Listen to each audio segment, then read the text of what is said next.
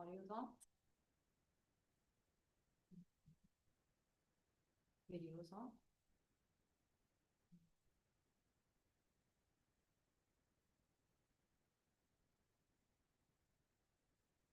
Right, good morning, everybody. Thank you for coming out to the Tuesday, January 27th regular council meeting. Welcome delegation and media and everybody online. We'll get started off right quick here and hopefully be cruising through today's agenda. Any errors or any additions to the agenda for today? Mr. Naka? Nothing for me. Nope, nothing for me either. Nope, nothing here. No additions today. All right, can I have somebody make a motion then for the adoption of the agenda as presented? Oh, did we have administration? Sorry about that. Sure, we have addition to the agenda.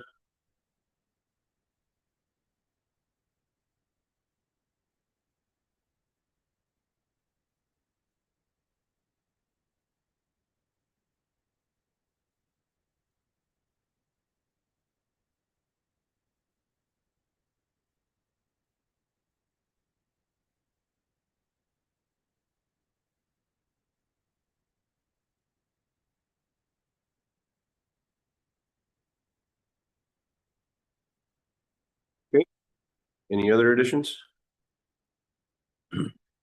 All right, can I get a motion as amended now, please? I move that the Lamont County Council adopt the January 27th, 2026 regular council meeting agenda as amended. All right, any questions or concerns? All in favor? Yep. Carried.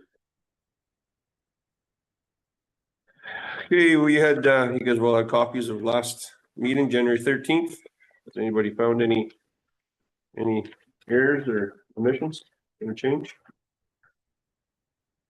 No, can I get a motion to accept as presented, please? Sure. Lamont County Council adopt January 13th, 2026 regular council meeting minutes as presented. All right, all in favor? Yeah. Carried. Since we don't have any public hearing today, we're gonna move on to our delegation. We have Accurate Assessment Group here. A little bit early, but come on up, guys, and have a seat right in the limelight.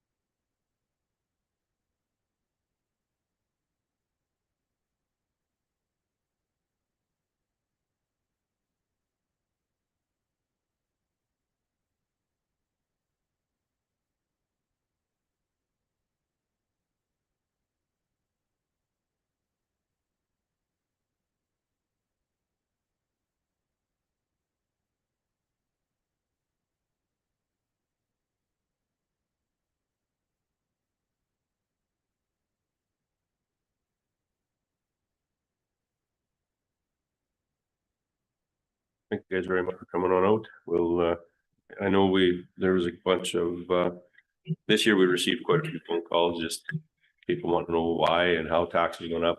And people not realizing that some of our taxes were provincially brought on. It wasn't a municipal set. So, I know we had some councillors have some questions just to kind of, we have some new councillors that came in this year, newly elected. And, we'd just like to ask some questions. Clarification so we know how to answer to the people that keep asking us. Anybody want to, Mr. Naka, you got any, you want to start? I didn't have any questions, but I think some of the questions that we get is I didn't make any improvements to my property. How come my taxes are going up? And I think they have to be made aware that certain taxes go up a certain percentage. It's an average across the province, and it also depends on an assessment or what part of the county you're doing that a detailed assessment. I think, I think you do it over 4 years or something. Yeah, so a couple of different things there. So first of all, Chris is your appointed assessor, so he's the guy that's responsible. So, but we answer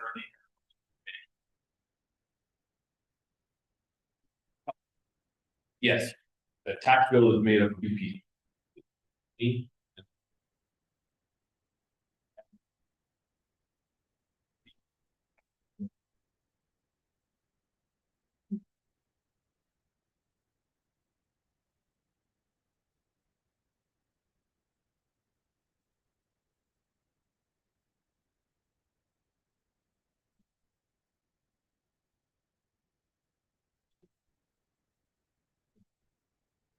What that means, your non-res or your sort of school tax rate has to be higher to collect that extra $1 million of their rendition.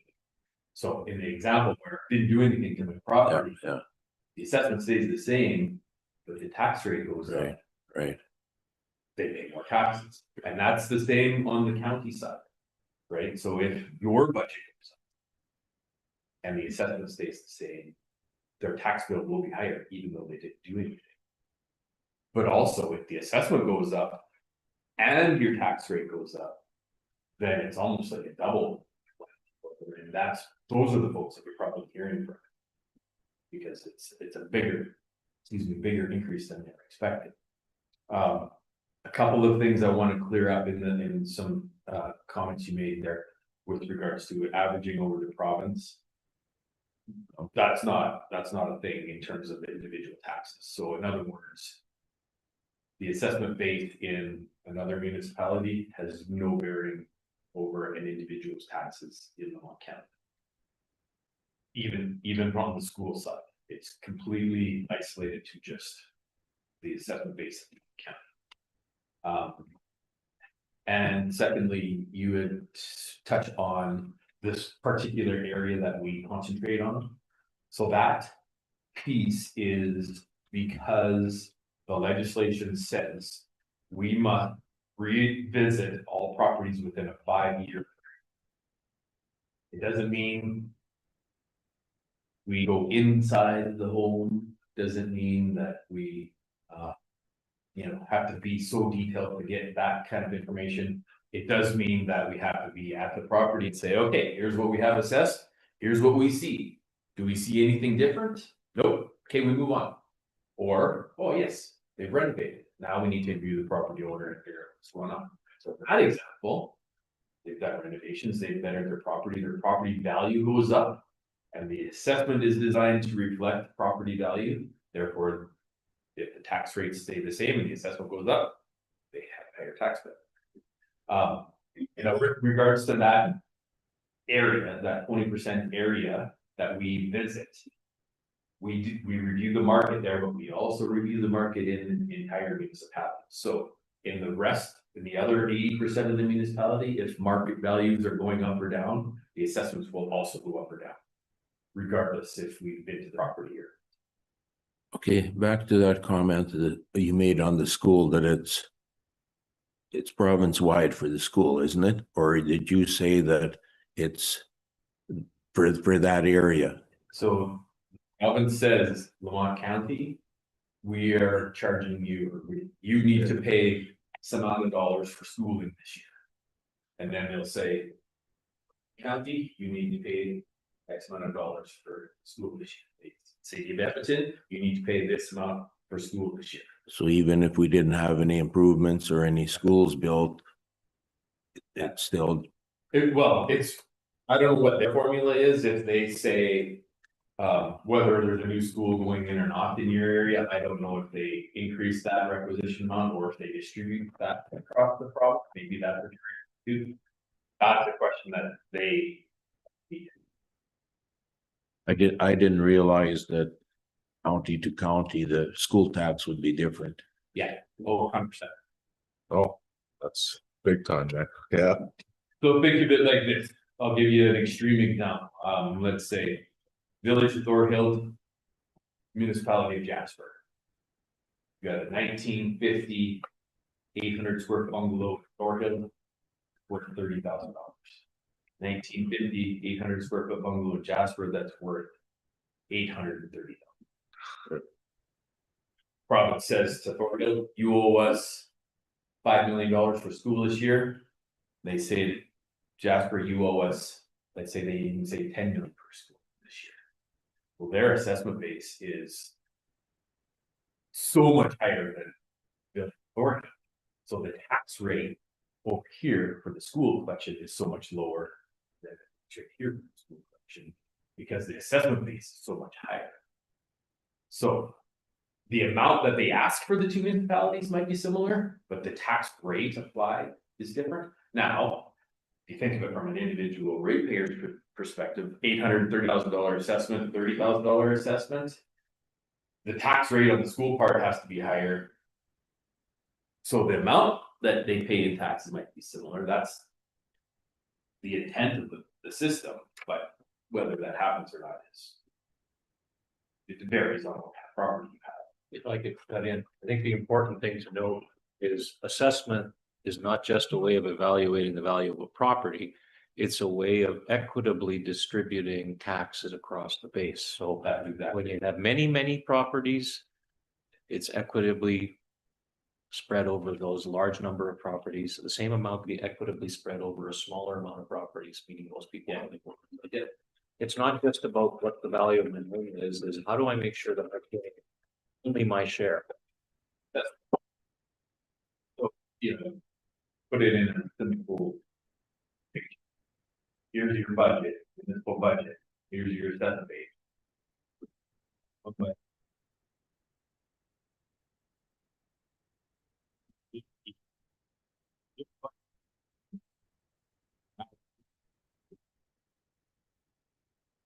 Stays the same. Technically, you do drop tax rate to collect that same amount, or if you just based on your budget, you might be able to maintain the same, but that higher revenue.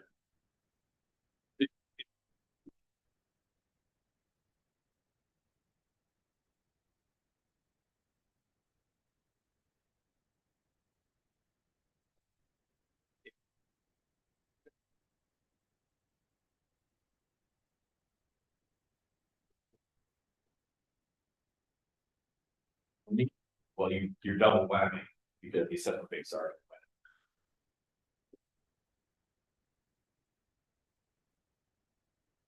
Well, no, it was good to clear up that school tax thing, that we have no control over it, because I we think- hear a lot about that. We had 11%, didn't the city of Calgary have 20% on school taxes last year? Yeah. A little bit different. Assessment base for sure, but. I think that's one of the more.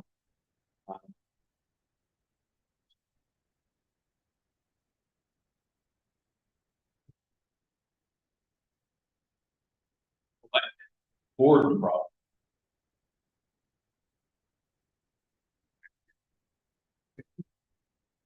It all goes. Do you want to ask about Place in the Hills? No, you go ahead and ask that one and Okay, then so I have a question for you. We have ratepayers that built a beautiful house. And their land is marginal land. It's not farmable, so they've had it as recreation. But they're getting charged an exorbitant amount for their house. How is that assessed? And the reason why I'm asking is because it seems like you get penalized for building a big, beautiful place, and then all of a sudden you're paying 3 times the amount of, well, it's over 6 times the amount of taxes on it this year. Yeah. And the land is not even, it's not, and that's what we're just looking for an explanation, like, how do they assess that land is? Certainly. So property taxes are a regressive tax. That means you have zero incentive to make your property better when property taxes are your sole focus. obviously we have other focuses, so that's why we are proud of our homes and make them better. So in Alberta, if your land is farmed and you have a home on it, we only assess 3 acres at market value, and the balance of the parcel is assessed at its agricultural productivity value, which has nothing to do with market value. To give you an example, we have municipalities where a quarter farmland sells for $1.2 million. And the farmland is literally assessed at $30,000. That's legislation being 100%. In the county here, we might have quarters of farmland sell for $300,000-400,000. Assessed at $30,000. Or if it's crappy farmland, it might only be assessed at $15,000. But if it's not farmed, the entire parcel is assessed at $1,000. Okay, so I think that's where they were getting at. Yeah. What the actual question would be is, so if they were to actually put up a fence somewhere, drop 3 goats in their yard, is that classified as farming for them? Well, You know what I mean? Like, it's, the land is recreational land and they were leaving it as to be as part of nature. They didn't want to disrupt it as much. So that's why they put their place strategically where they put it on the property, but they're assessed on the whole property. yeah, Where you hear, oh, put a fence up, put a couple animals and you're that's classified as a farm. common misconception. A lot of people think, well, just can't be farmed if you run with cattle. Yeah. But if you have cattle, you're a farmer. Farming. But if you have a horse and you ride him on Sunday, that's not farming. Hobby farms, a couple of goats, a couple of chickens, that's not farming either.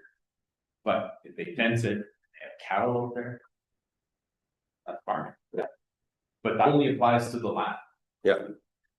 I think I heard you say they built this big, beautiful home. Yeah. That's gonna be assessed at market no matter what. Yeah. So there's no place farm status on that part of it. If they have an outbuilding that they keep the tractor in and they repair their baler in it, and Mhm. if they do oil changes or a barn that the cattle are in. Yeah. Those are assessed but not taxed. So in that example, big beautiful home, no farming. Yeah. Right across the road, big beautiful home, they do farm and they have a shop and. Yeah. Several quarters of A land. detached shop though, right? Cause now if it's attached, that's not classified as a farm building anymore, right? It can be if it's actually a farm building, but let's be honest. How many attached garages do you have your No, herd in? no, but so what I'm getting at is we have one of our employees, they built a nice place too. And his garage, if you look at it, you pull in on the 2 bays and the other bay is a big one because that's where his tractor comes in and out. So he literally gets out of pajamas in his tractor, goes to work, comes back out. And if that's the case, then we have the ability to apply some farm status to that attached garage. Okay, But attached or detached isn't the qualifier. You can still have a detached building. Yeah. That is not farm. And a lot of people are building the she house. not Yeah. So like, yeah, Yeah, that part where you got like the 20-foot high doors and you're putting your tractor, then Yeah. that could be farm building for sure. Yeah. And then the house would be assessed. yeah, and I think that's where they would get a hold of you just to, Yeah, if it wasn't, then you could have a look and they can explain to you, this is where my tractor and everything. Yeah, and when we go there and there's a new build, like we try and confirm the status of the buildings and like. People around and talk to them. Yeah. Yeah. You do that. You know, a lot of times people will say, oh, I keep my vaccines or my cattle in the fridge in the attached garage, therefore the entire building should be acceptable. It's not. Okay, so I have a question. In that case where you have, what if you subdivided that out of that 80 acres, that acreage for his, so what would the taxes be then compared to as it is now? Yeah, I don't know that. That's why we were trying to It figure would out what. only be reduced by the amount of land that is separate, but then that separate land would be assessed at. He would have to get rid of it if he wants to. Even get rid to of sell it, it. it's reduced. The problem with that place was it was next to nothing for taxes on the property, and then as soon as he built the house, it went recreational and it's over $1,000 a month. It's grossly high. Yeah.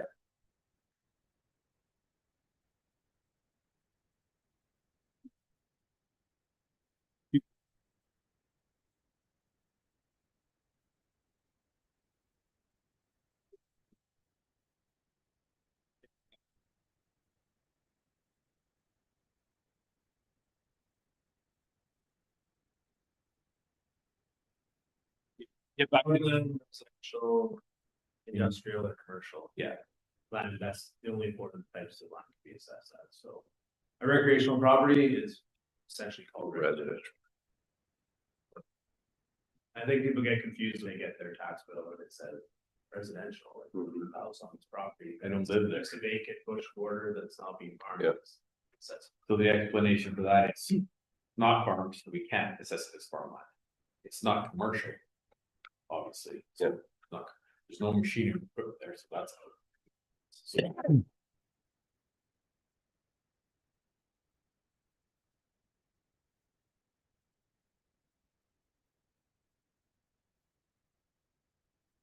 Of course, we assess the county in quarters, right? We go, so every 4 years, they'll be in my division.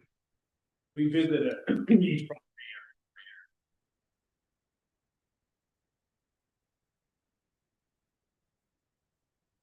market does fluctuate yearly, no matter.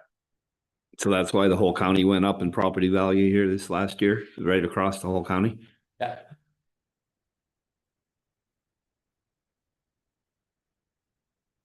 Okay, I got another one here. Our neighbor's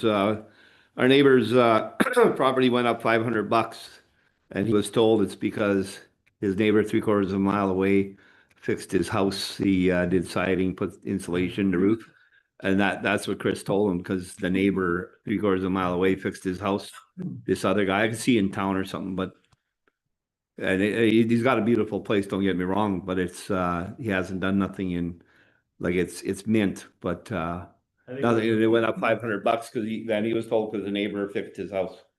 That's 3/4 of a mile away. Said that particularly, but I think it would have been based on.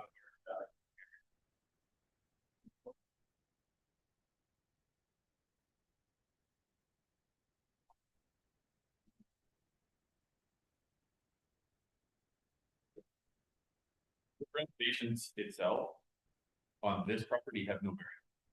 But if you renovate it, sells it, and it sells for a whole bunch.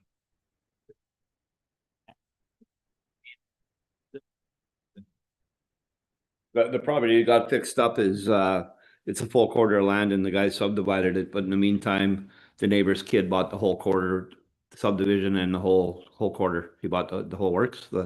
And then he fixed up, him and his wife fixed up the house. They put siding on, insulation, and did the roof. And the neighbor 3/4 down 3/4 of a mile down the road was told, because your neighbor fixed his house. They fixed it. They never sold it after. They fixed it after they bought it. And they said. Yeah.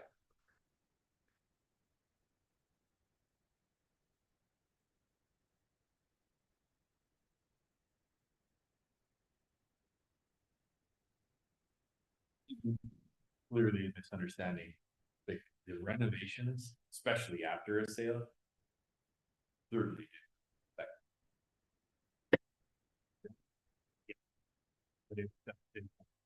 Every.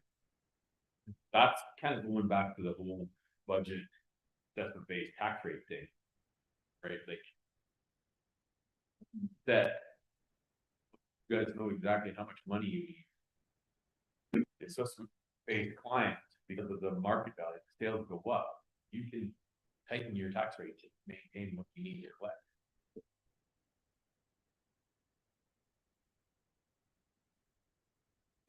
What we're seeing is there are people who are moving out into their little 800 square foot farmhouse deliberately because they want to change in lifestyle. They're paying more than what somebody who was moving within the county between properties might have paid. Elevating the property values.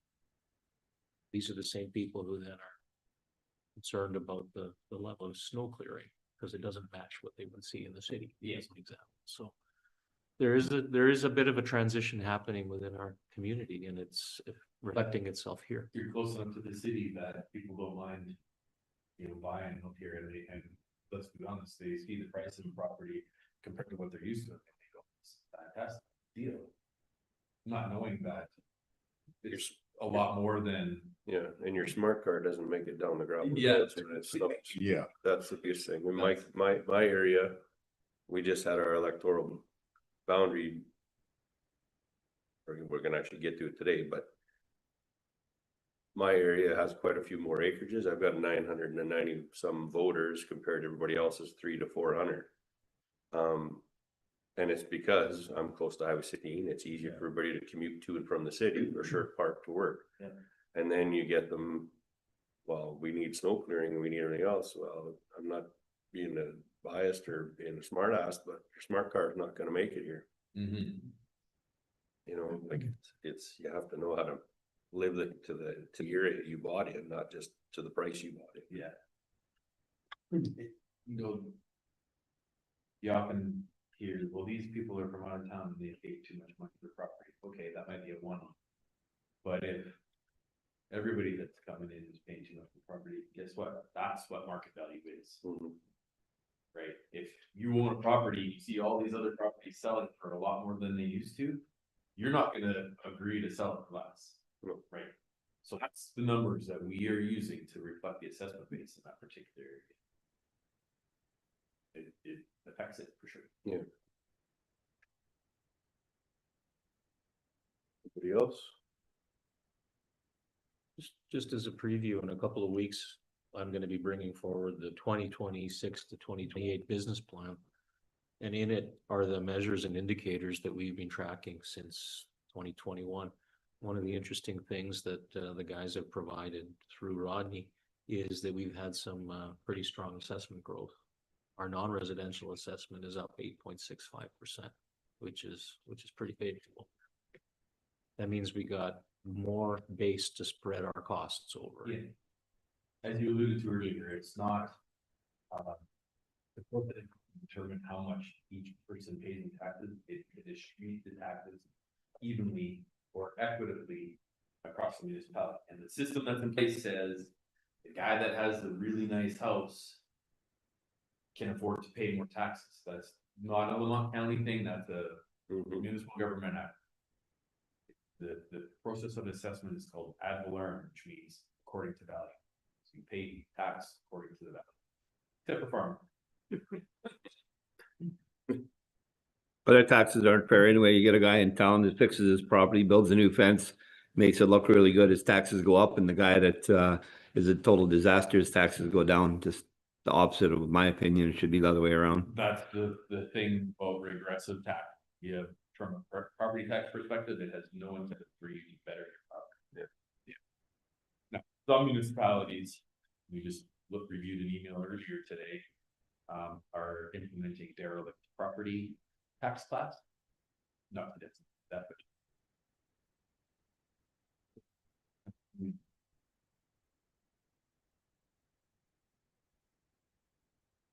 gives you the power to have subclasses within it.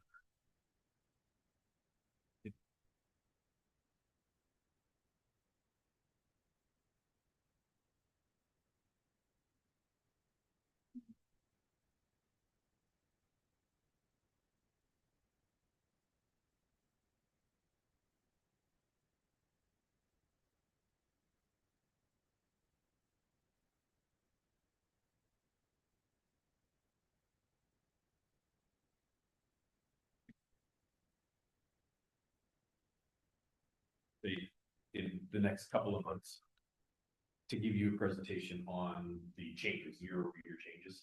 We'll go through the slide deck and give you some better understanding of what's happening with regards to growth and inflation and what will change. Okay. Any other questions for? No, that's good. No. Okay, well, thank you guys for driving all the way out here just to answer a 15-20 minute question period. Is it a hard ride? We appreciate you guys clearing up some of the questions we had, so. Thank you.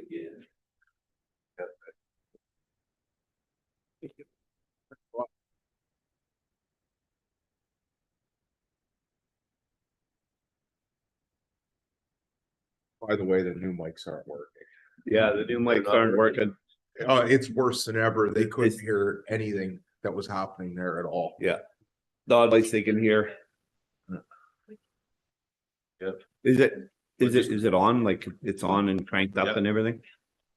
So it just kind of proves that it's not down inside here or this. It's the Well, I guess- actual broadband outside. Maybe what we can do is try to speak more directly into the microphones to see if that makes a difference. Okay. All right, can I get somebody to make a motion to accept this information, please? Sure, Lamont County Council accept the presentation from Accurate Assessment Group, residential assessor Chris Meadows as information. All right, all in favor? Yeah. Carried. Moving on to bylaws. Procedure 898.25 update. Thank you, Mr. Reeve. We are on page 19. You see that we brought this previously to committee of the whole. Must have been last fall, and then we brought it forward for first reading on January 13th. There was one change requested. We have made those changes, and we're bringing it forward now for second and potentially third reading.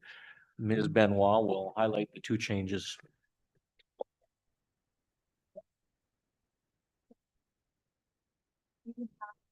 Section 100. It was suggested that we require something different there at the last meeting. And this changes on page 48 of the agenda.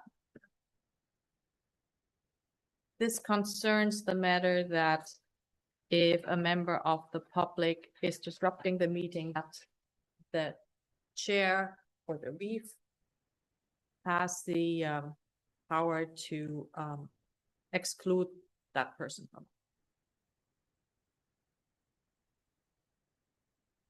And then we had one more change on section 25.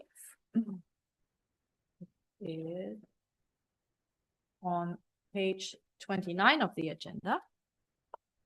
We accidentally mentioned the county's harassment prevention plan, but that was actually rescinded some time ago. And it's only the respectful workplace policy that is in place, which includes now what was in the harassment prevention plan.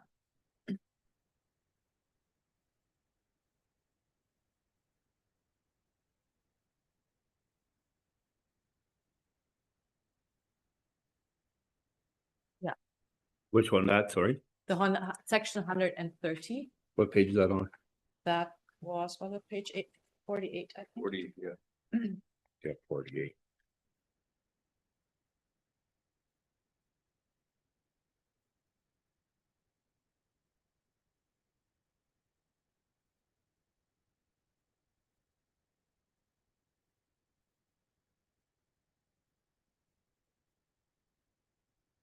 This is a section from the MGA. And we just put it in different words here. Page 25 of the agenda on number 4 there. Under council. Is that in regards to talking to the paper, or what is that for? We added that because I think it was custom that the reef was spokesperson for council before. It was left out with the previous changes that we had made in 2024. And we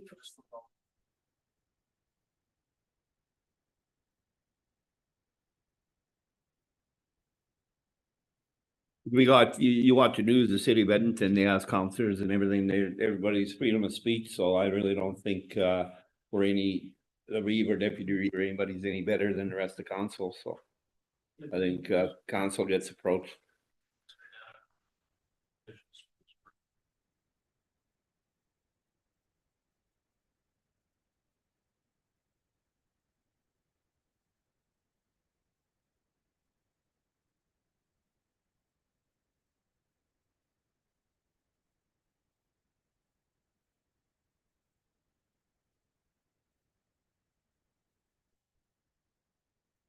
It says what you needed to say.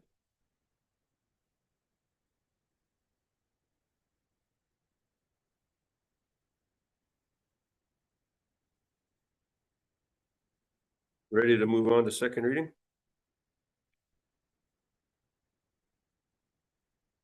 Yeah, I can make that motion. I move that Lamont County Council give second reading to council procedure bylaw 898.25 as amended.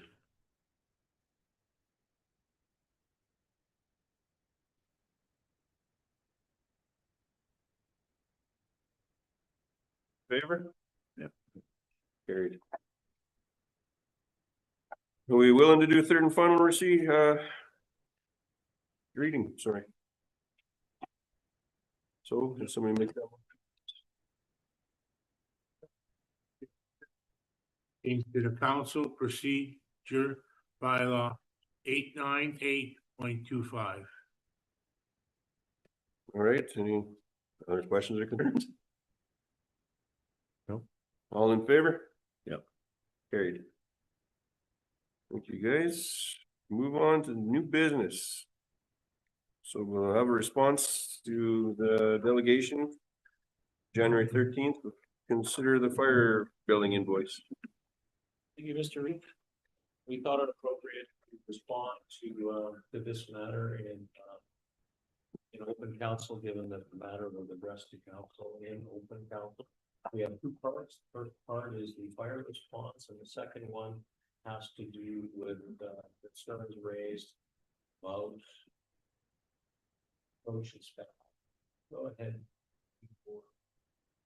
Thank you, sir. Yeah, council, in front of you, we provided some information in response to the delegation from the January 13th. In regards to a fire building.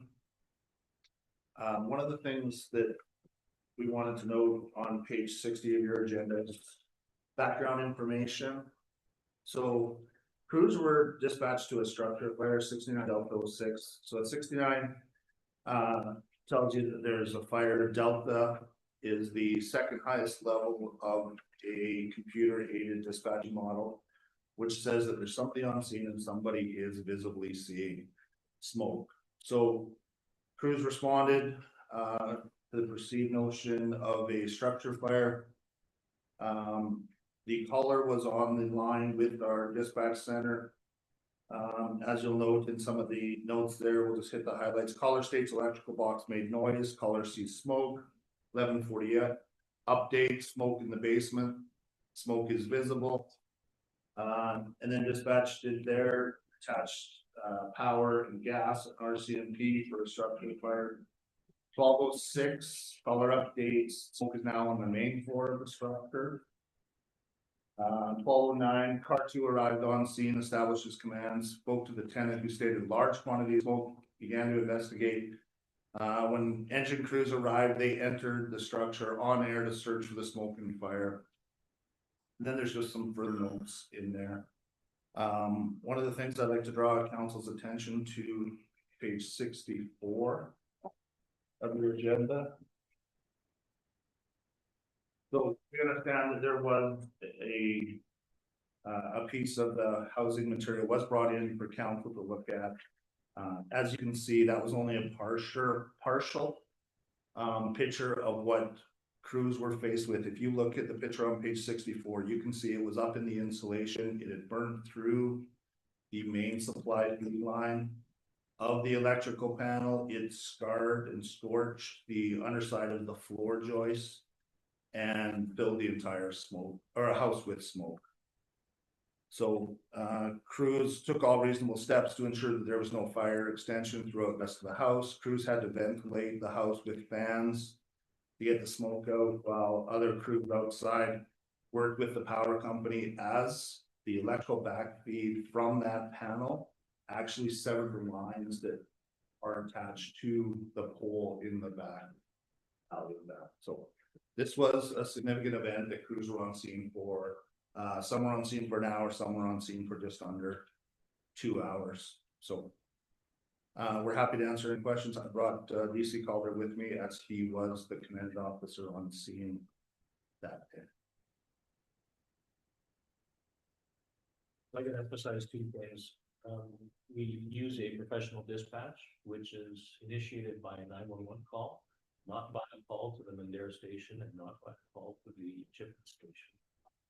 And the other thing that deserves mention is that billing information is something that came out of Mandera. This property is within the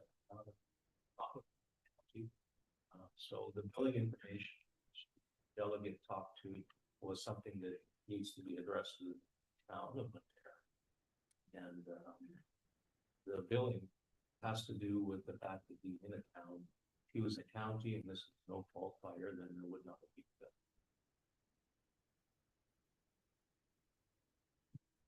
Did we do this report ourselves? Is this our report, or is this outside company that gave the report on the fire here on what everything you just said here? So that comes right from the dispatch back to us. Okay. When the delegation was coming in, you guys had these pictures. Probably would have helped if you'd have brought it to the meeting. Yeah, Just saying. absolutely. Yeah, Way it, different story, what we're looking here than what we seen the other day.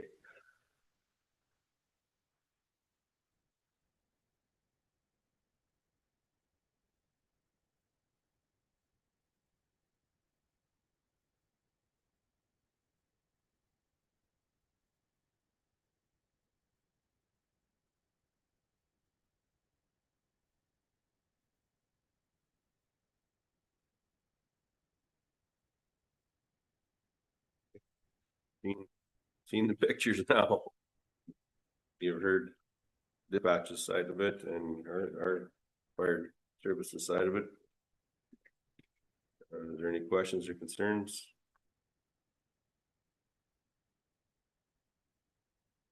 That looks to me like there was open flame there, eh? There was at some point. You know, and then when you hear about, But it's just smoke, it's not. you know, the line, power lines further down, electrical was kind of melted too, so it could have developed into something much worse. well, the thing is, it's the main line. The main line is burnt here too, and then you got electrical. You can't hit it with water, right, till the power's off, and Yeah. it totally totally different. Yeah. It's totally different. I wish we'd have had this the day of the delegation. Yeah, it would have completely changed it. Yeah. You know, that's obviously that was fire, right?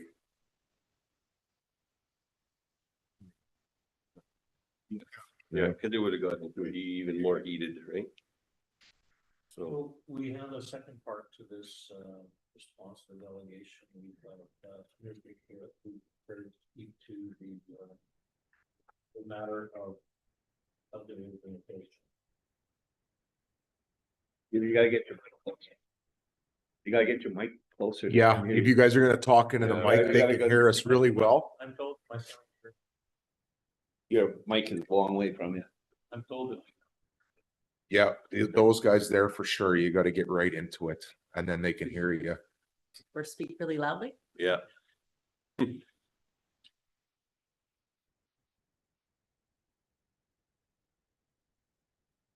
Found that prior to my coming here, this is how inspections have always been done for approaches. And so I'm only going to speak to what I know.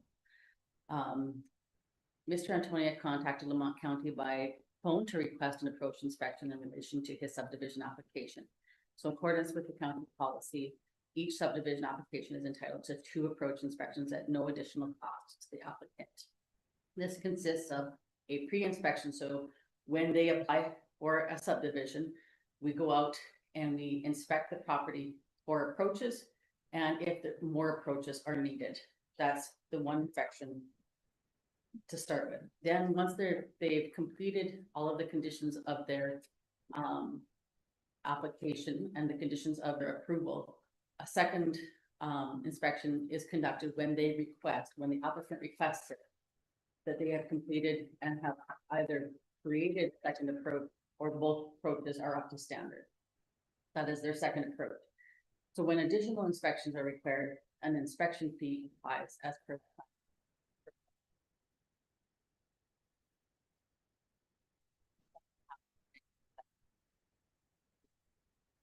second inspection happened March 24th of 2025.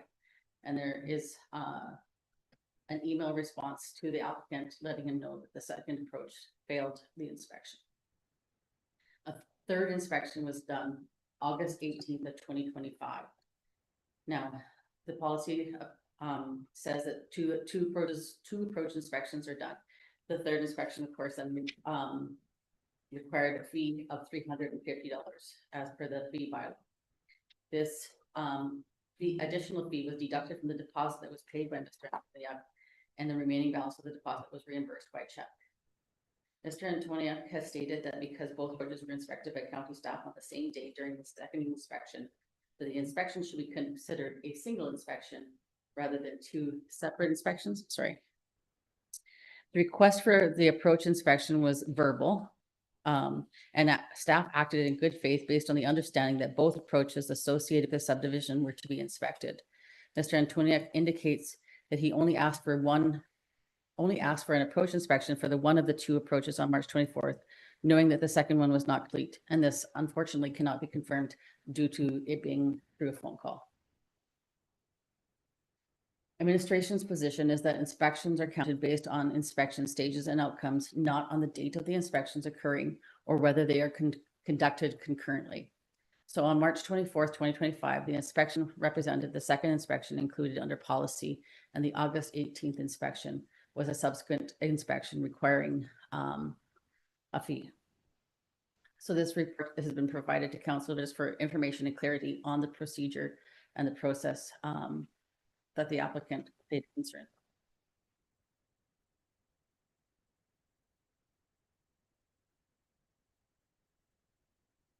Okay, anybody else?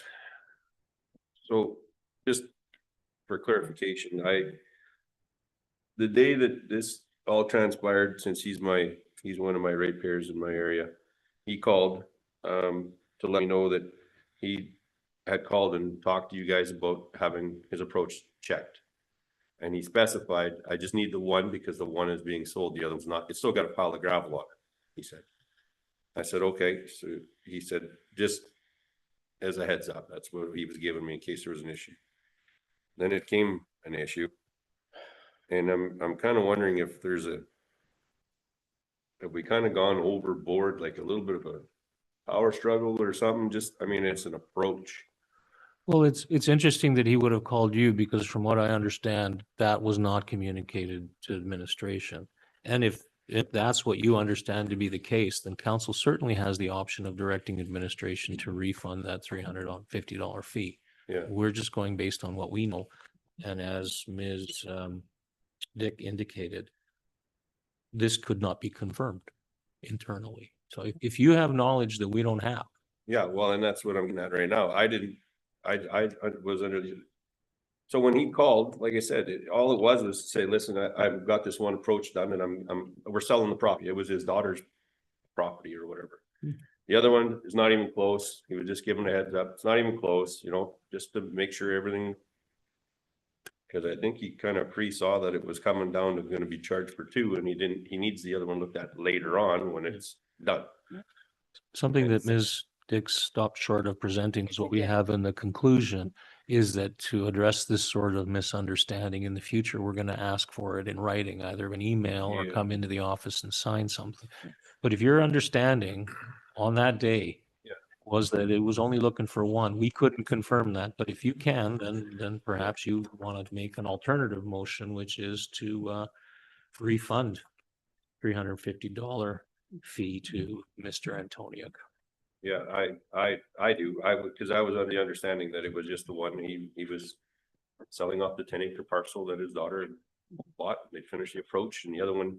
And then it just, you know what happens when there's three different conversations going on and it wasn't conveyed to everybody the right way. And we were just talking in a passing, just, you know, this is how things are going. And, you know, as counselors, we kind of get phone calls of how we're doing and not doing. So that was kind of his concern that day that we talked. So I appreciate that feedback. I will also let you all know that we have created a form going forward so that when inspection is to be requested, that it has to be done in writing. So then we can say, I want one approach done, I have 4 approaches I need done. Yeah. Then you say where they're located and how many approaches you want inspected. And then it's very clear for everyone and there's feedback Yeah. as to how it should be done. Well, yeah, because it's obvious he did perfect on first one, right? Yeah. Why would it be different if the second one wasn't ready anyhow? Well, So, And that's kind of almost like a common sense when you see the pile of gravel still sitting on it, you know, it's not gonna pass, it's not done. that's where they should have been like, hey, this is definitely not ready. Well, and we're not Walk away, pointing right? fingers at anybody, or anything, but the thing is like with a fellow like himself, he buys property and sells property, he's a realtor, and you know, to develop it, to bring it. It's just a kind of a little bit of another hurdle is all it was, so. I would like to see it refunded, but Yeah. that's come. Absolutely. Yeah. Going forward, we'll have a new procedure for Yeah, that, right? a written one, then Yeah. that way there, it's on black and white. There's It's no- clear, right? Yes, and we will have that form online so anybody can access it, Yeah. or they can come into the office and do so. Or as Mr. Tarnowski has said, that an email. Yeah. Is just as good. Perfect. Then we don't have it reoccurring. Staying in age, everything's gotta have a paper trail. Yeah. Okay, so we got 2 recommendations here. First one is for the fire building. Guys' opinions, or do we just go with our recommendation?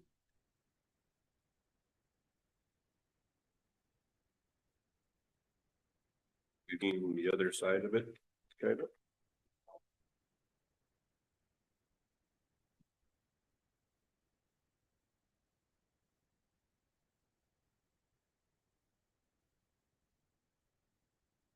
Make the motion?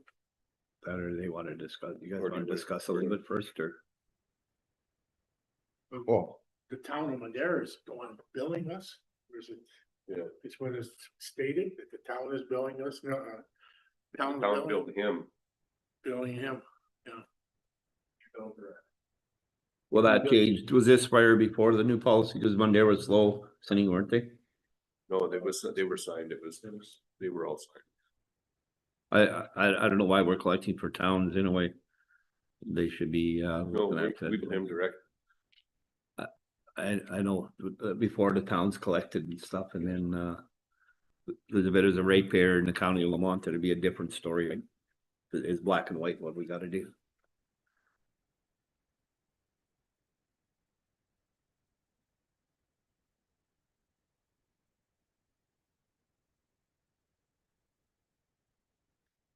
The question?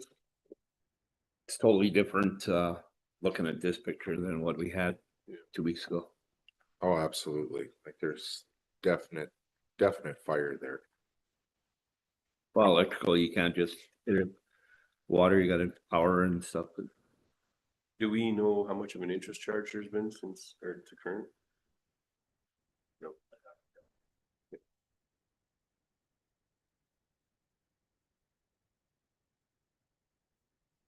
we changed the motion to do it less interest. That's what I was gonna get at. I mean, this fire was in middle of summer here. August. Until now, at least, you know, for us to get clarification for them and for us to figure out the billing. If we wanna make it less insurance or interest charges, that would suffice to everybody. Do we know what the interest charges are on there? We do not. It's not gonna be a whole bunch, is it? Make it original invoice amount with no interest charges.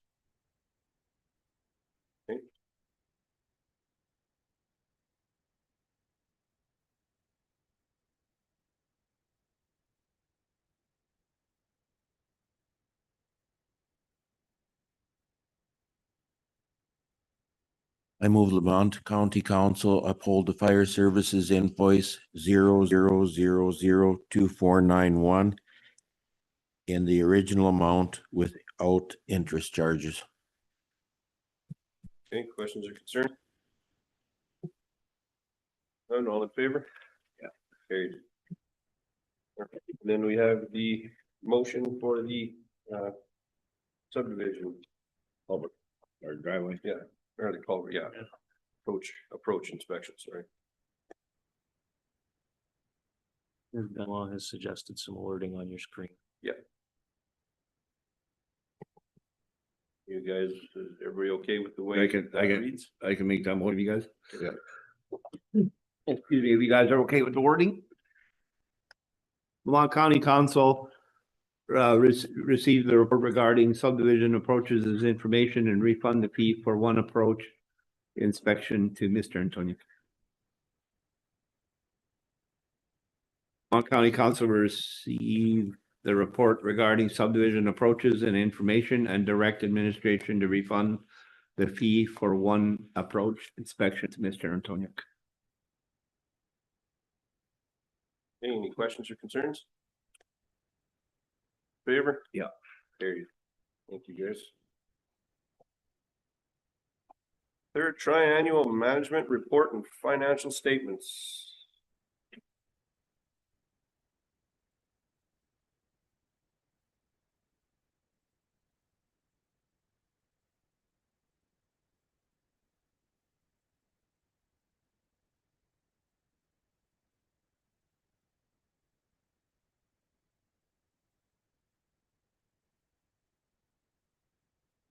Thank you, Steve. The third triannual management report is the third of three major reporting periods for Lamont County. It has several parts, one being the business plan, the other being financial and other financial related matters. So this shows how we performed against the 2025 to 2027 business plan, as well as a preliminary look at the financial status of Lamont County. It's important to note that we do not yet have a complete year end.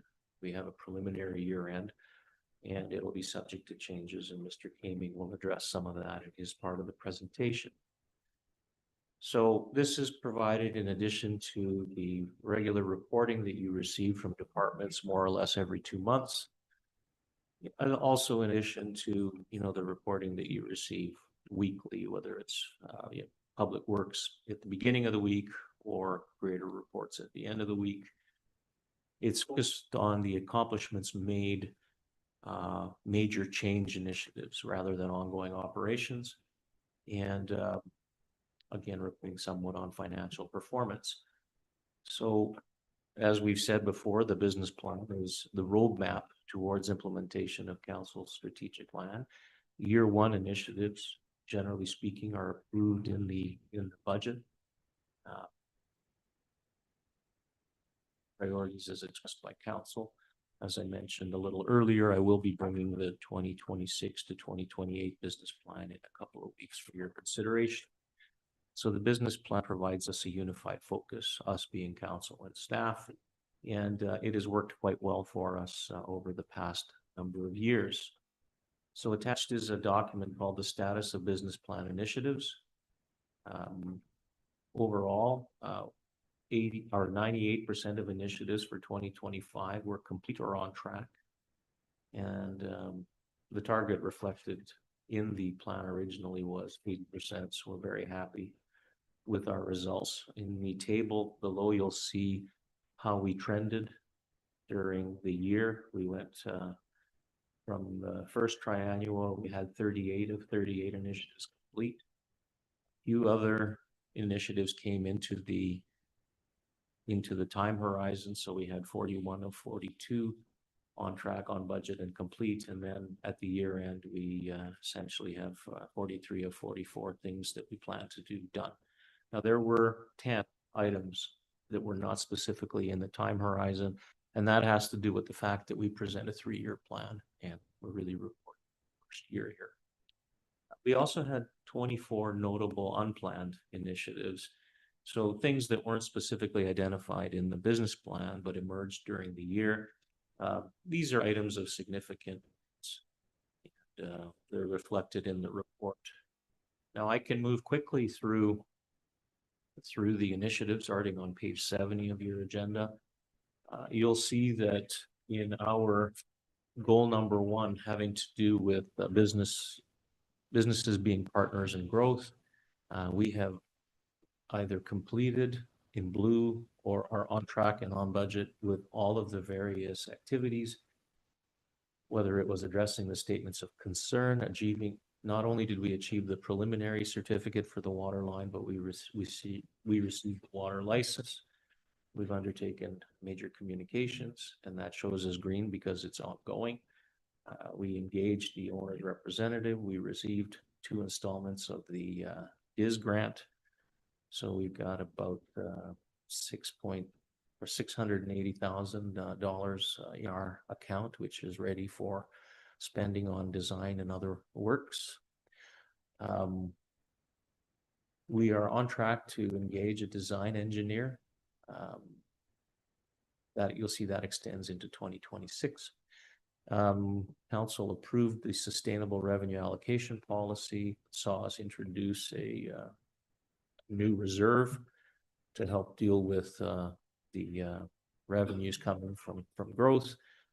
We achieved a fair amount in our ECDEV program, and we have been working with the Heartland Association to ensure that our strategic documents align with the provincial designated industrial zone. Under goal number 2, the community feels safe and is afforded good quality of life. That was the goal as expressed at the beginning of 2025. At the last council meeting, you approved a change to that where it says, and has an affordable quality of life. You'll see that going forward. Again, we've got complete or on track to these various initiatives having to do with quality of life,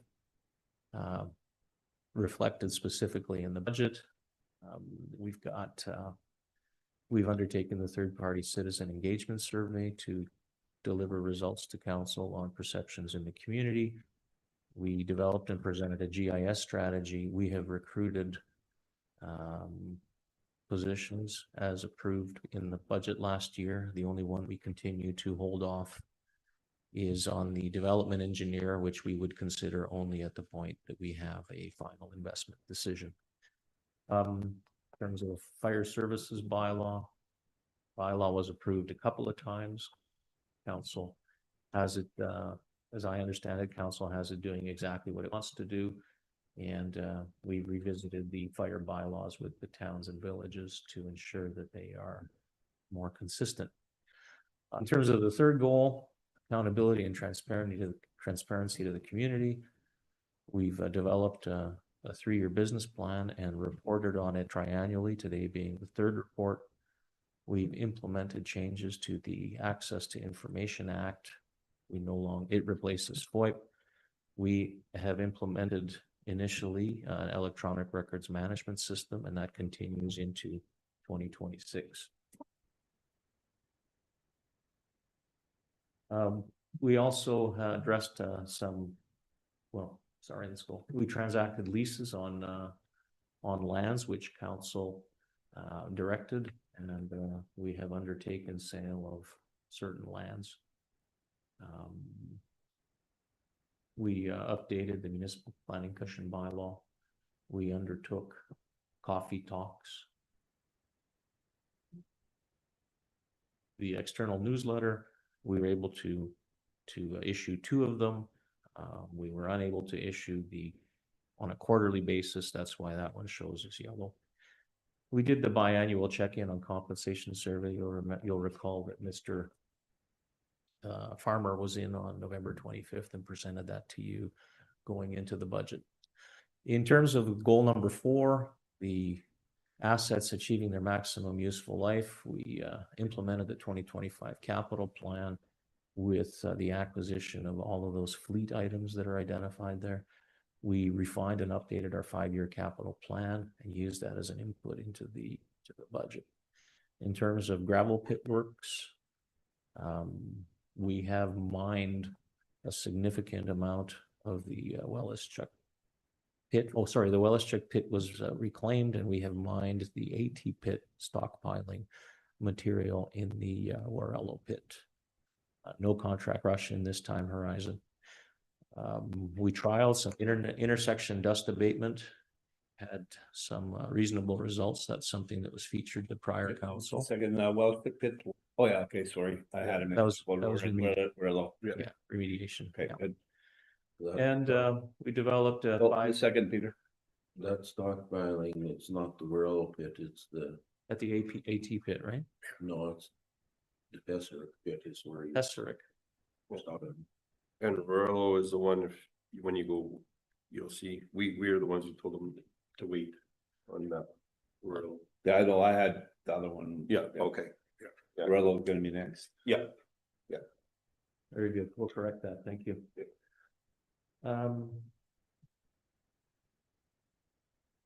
We developed and we received approval for a 5-year program prior to setting the tax rate on the capital program, if I'm not mistaken. Yeah. And we initiated implementation of that program, and council directed and we executed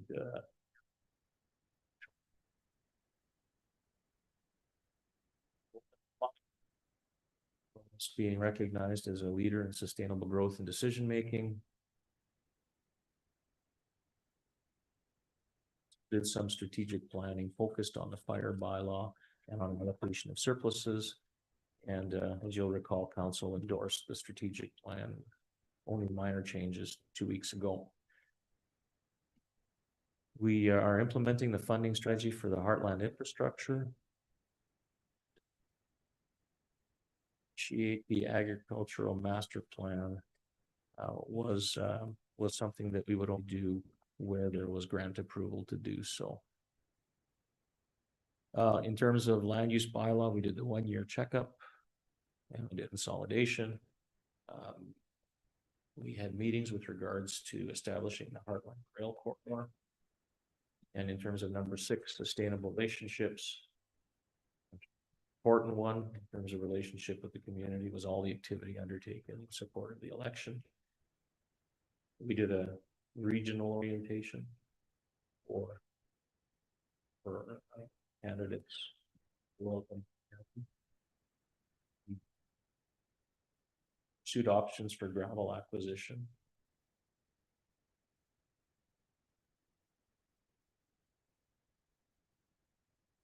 Page 81. We revisited the intermunicipal recreation cost sharing, extending it for 1 year. We amended and undertook the schedule. We amended the schedule for the review of ICFs, which is now being moved to 2027 in accordance with the municipal order from the ministerial order from the province. We implemented the regional emergency management program in terms of training. We had scheduled a regional exercise for Q4, but on advice from our field officer, they suggested that we simply practice standing up the ICP prior to doing full exercise, with the suggestion that we strengthen up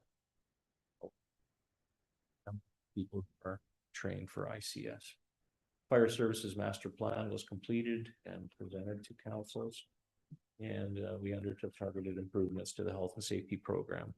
Now on page 83 to 87, we have a number of items of some significance, everything from supporting council's decision-making on the Andrew Rural Academy, refinements to the Centennial Scholarship Program, drone policy, amendments to the road use agreements, ISDAB bylaw agreements. These are things that weren't specifically planned, but are significant to the extent that they consumed staff time. We revised the gravel haul policy. We undertook with council a review and update of the sponsorship policy.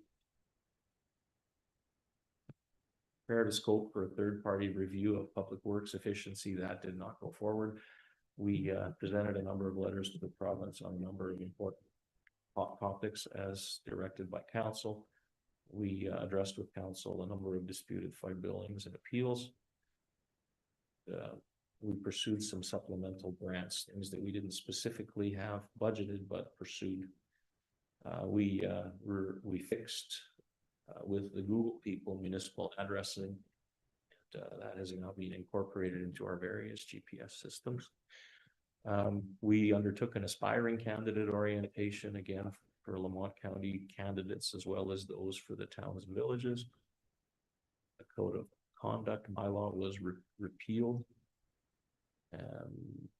We've undertaken some significant development enforcement, sold some county-owned lands. There were some 22 county-owned parcels that were listed. I think we're up to 13 sold now.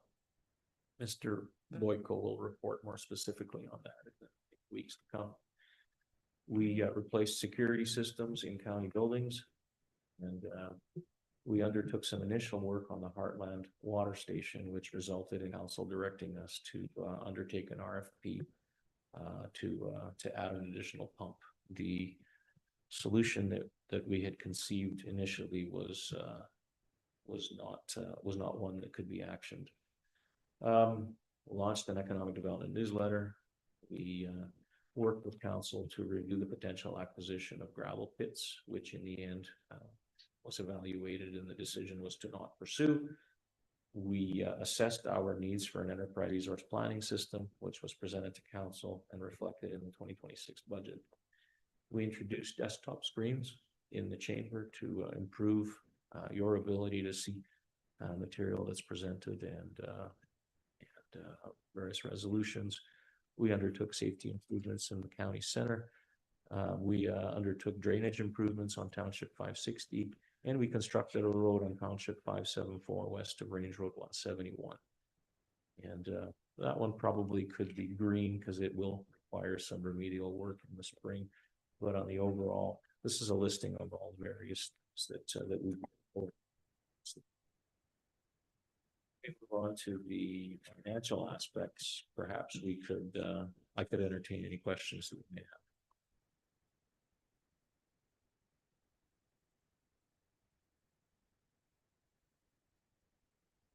Okay, so for U20, just so we know, that's not the rural pit that we're talking, we're gonna wait. That's the Smoky Lake pits that we said not to purchase those. And two things that I think are good action plans are 23 and 24. Finally got the drainage for 560 down to a flowing level. We had a contractor come in and set that straight for us now. Hopefully this spring, with the amount of snow we have, we'll see how well our design and runoff went. And then the 574 and 171 road, that's the new road that was built. And like Mr. was saying, I think it's just gravel on the top is all it's going to be come spring, and then that'll be taken care of. The prior council's direction was to make it passable, but there was no desire to make that a permanent road for many potential residents. Any other questions before we go into the financial part of it? You guys are good with everything on it?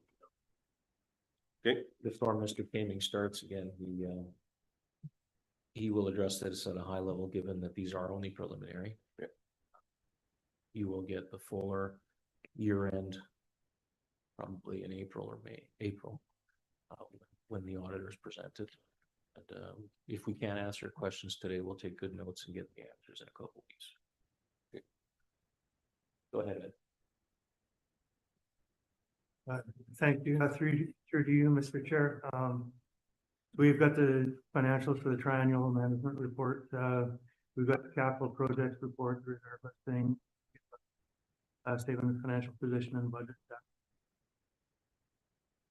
Preliminary results show a substantial surplus of 9.2 million, but we should note that there's some significant items still to come through. Significantly amortization and some expenses flowing through still. And we've got allocations for ground. We anticipate, just speaking with Rodney before he left, we anticipate the revenue or the surplus to be around a $4 million mark at the end of it.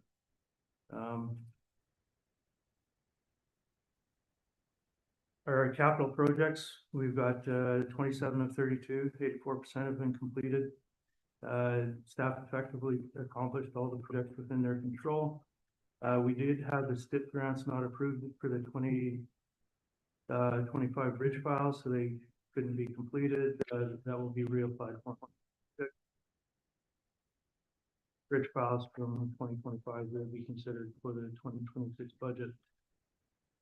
The reserve report, it doesn't include the newly established environmental remediation reserve. We still have the year-end reserve transfers to do. Quite often, that's just the timing of expected year reserve transfers when you've got all your expenses and revenue reported.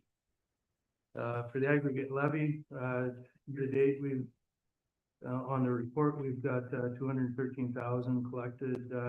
Since this report was written, we've collected another 51,000. And we still have some Q4 outstanding that we'll be following up on. Auditors will review this as a part of their year-end procedures to ensure we have our accurate reporting from the producers. We have our investment information. We have about 27 million in investments, earning about 4.45%. It's all kept in short-term rates as they're competitive, and it keeps it liquid. Our health and safety program, as you know, these systems include orientations, hazard assessments, inspections, and follow-ups. We have 69 incident reports compared to 55 in 2024. This is attributed to greater reporting of near misses, which is a positive indicator, and a more minor injury reporting, cuts and scrapes. All incidents have been investigated and corrective actions initiated or completed. One thing to note is that the certificate of recognition, the core, is 95%, and that's consistent with our 2024 score of 95%. I'm willing to take any questions that council may have, and if there's anything I can't answer, I will refer. Thank you. Wanted to address that comment about the significant surplus. I think it's important to note that 6 million of that is the money that we received through the Heartland Association for the water line. So that wasn't specifically budgeted, but it needs to be received as revenue and then transferred into a reserve. Similarly, the $2.9 million of amortization has not yet been transferred. So I presume we will have a modest surplus at the end of the year. Yeah, that's an accounting idiosyncrasy that we need to receive it as revenue. Right? Sure.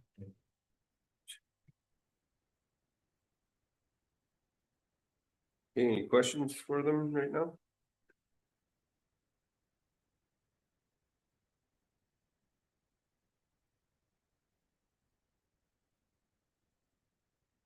Okay. None. Carry on. We have the typical two resolutions. Yeah. Mr. Reed, one that has to accept it. Yeah. And the second one that directs us to use it for future. Consistent. Just with the other things that we run.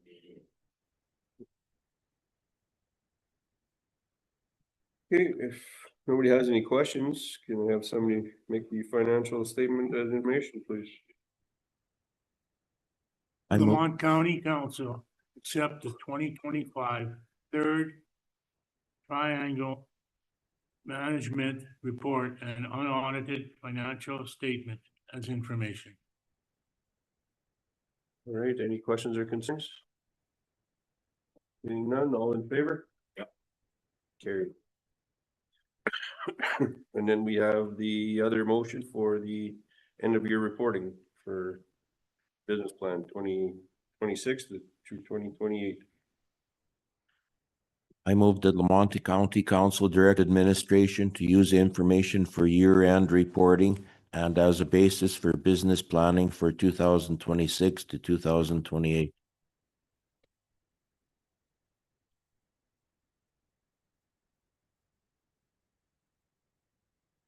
Carried. There. All right, 7.3 audit planning. Mr. Reeve, this is a recurring item. This is something that comes every year at this time. This in essence is delegation from council to the auditors to undertake their work. Go ahead, Ed, with any further explanation. Yeah, thank you, Mr. Chair. So council has appointed Metrics Group LLP as the auditors for Lamont County. The audit plan is listed here as the agenda. Some key things are that they would note as auditor independence, the auditor responsibilities, management responsibilities, and the plan scope and timing. The audit itself is to take place February 17th, the week of February 17th. They've outlined their management representations. That's what our responsibility is. They've told us what their strategy will be, what they consider risks are, and they base their materiality on 2% on financial statements as a whole. And that's how they, when they go through their audit and they have the materiality, that's what they use to define whether or not they have the financial statements meet in all material respects the financial position of the county.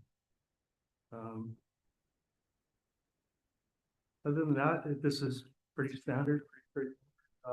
They do encourage you, if you have any concerns, to contact them directly. If there are anything that you would like me to do with the auditor, I'd be happy to do that as well.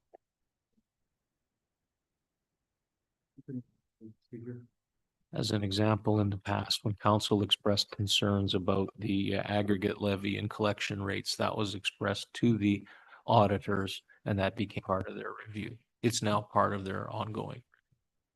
So that's just an example, something that council expressed at one point. That's Curtis that comes up. It is, yes. Yeah. Good.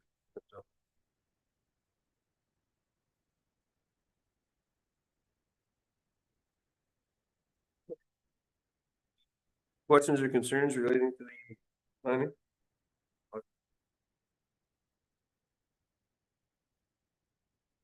Okay, can I have somebody make a motion? Planning letter for information, please.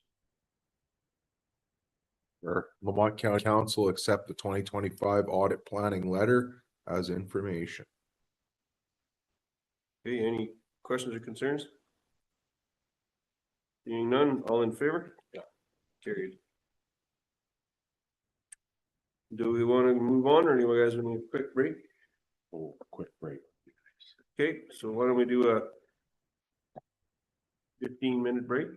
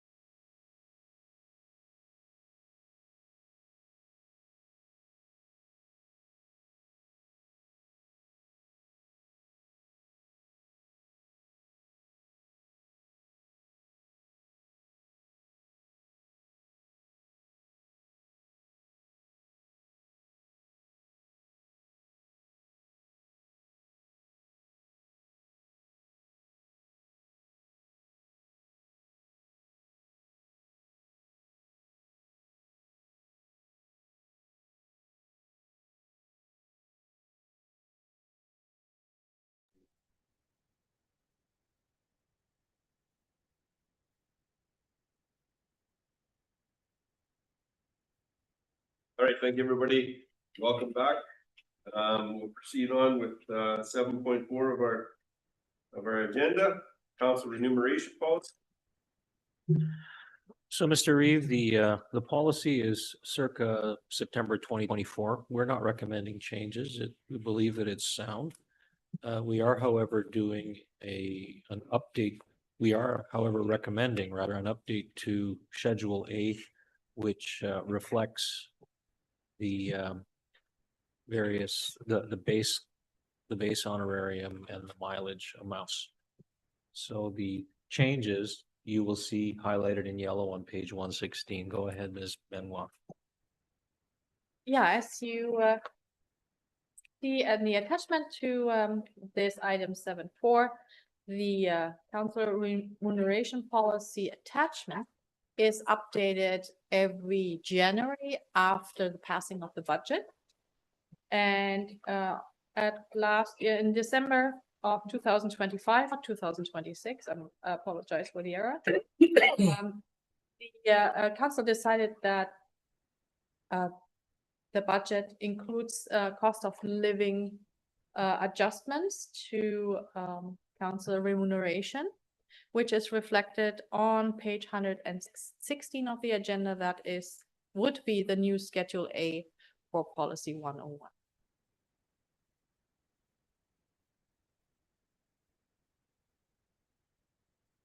Yes, sorry, that is correct. And the mileage rate is updated as per 2026 Canada Revenue Agency recommendation to 1 cent more from 72 cents to 73 cents per kilometer. Clear, the 73 cents is only good or up till the first 5,000 kilometers. Yes. What does it drop to after that? Do you know? Do you know offhand?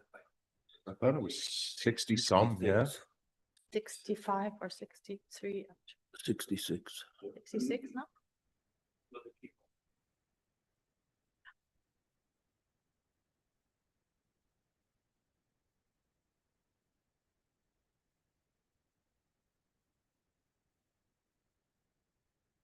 Yeah.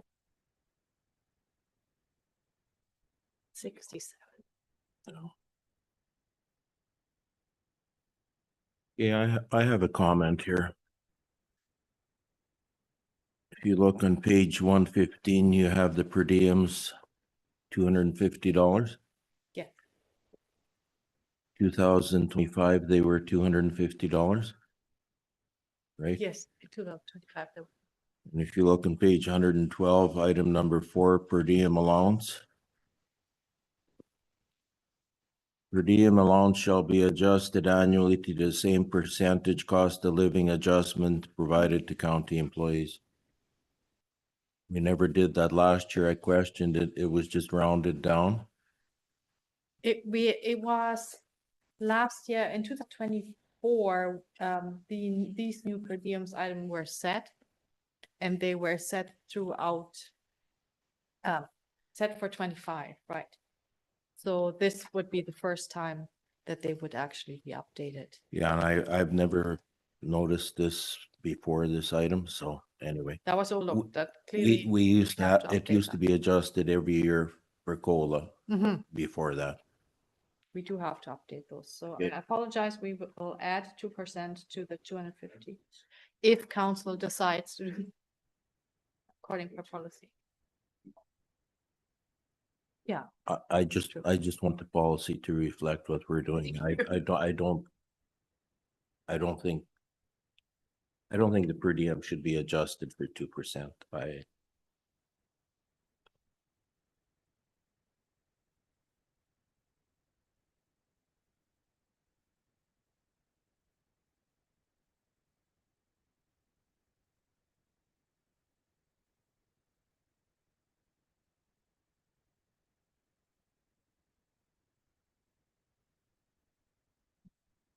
Unless you decide to change it. Why don't we just remove item number 4? That sentence annually to the same percentage cost of living adjustment? Yeah. Would you like to remove that out of the policy? Yeah. Okay, But if council chooses, we can do that. Why don't we have a motion for that then? That's bid, number 4. Yep. 112.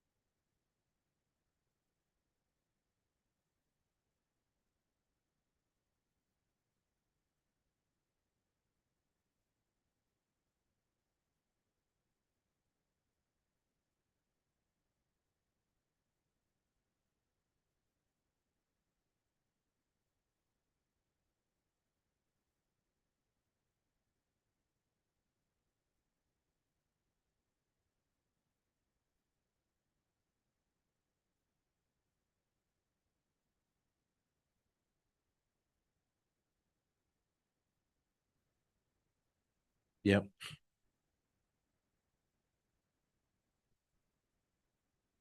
I move that Lamont County Council remove the sentence per diem allowance shall be adjusted annually to the same percentage cost of living adjustment provided to county employees from policy 101 council remuneration.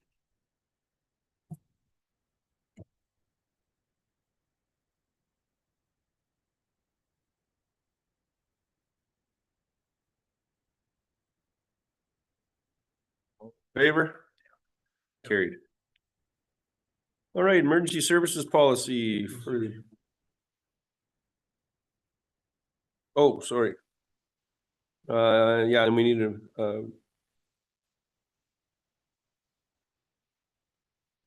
yeah, can we, would anybody please make a motion for the, recommended motion? That Lamont County Council approve policy 101, council remuneration, Schedule A, current as of January 1st, 2026. Any questions or concerns? All in favor? Carried. Thank you. All right, now we move on to emergency services policy 4135, annual brush pile burning policy.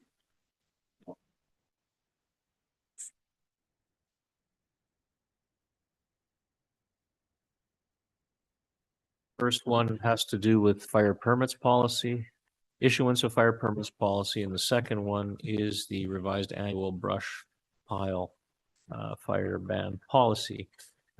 There were no specific changes directed. Chief Moore can summarize once again if you'd like. Thanks, sir. Yeah, the biggest change that we are recommending besides the updated information is the shortening of our brush pile burning season, which on policy 4335, there shall be no burning of brush between, originally it stated April till October 31st. We are recommending to shorten that season so that there's no burning between March 1st and October 31st. All of the other adjustments to this policy are administrative, changing of name, changing of policy numbers and things like that. So the biggest change in 4335 again is the shortening of the brush policies. Happy to answer any questions on that document.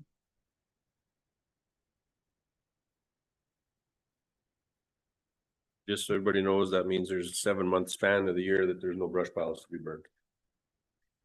The way it works. Yeah, with our spring Yeah, season the last couple of years, this was a recommendation discussed in council. Yeah. Right, does anybody have any questions about the amendment? Okay, if not, can I have somebody make the first recommended motion, please? Sure. Lamont County Council approved policy 4121, issuance of fire permits as presented. All right, any questions, concerns? All in favor? Yeah. Carried. Then we have approved brush pile policy 4135.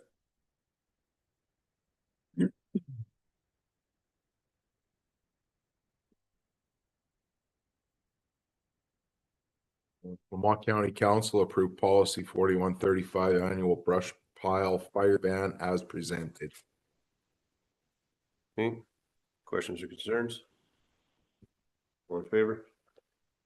Carried. All right, and then we have the adjustment for fees and charges for the smoke signs. Have somebody make that motion too, please.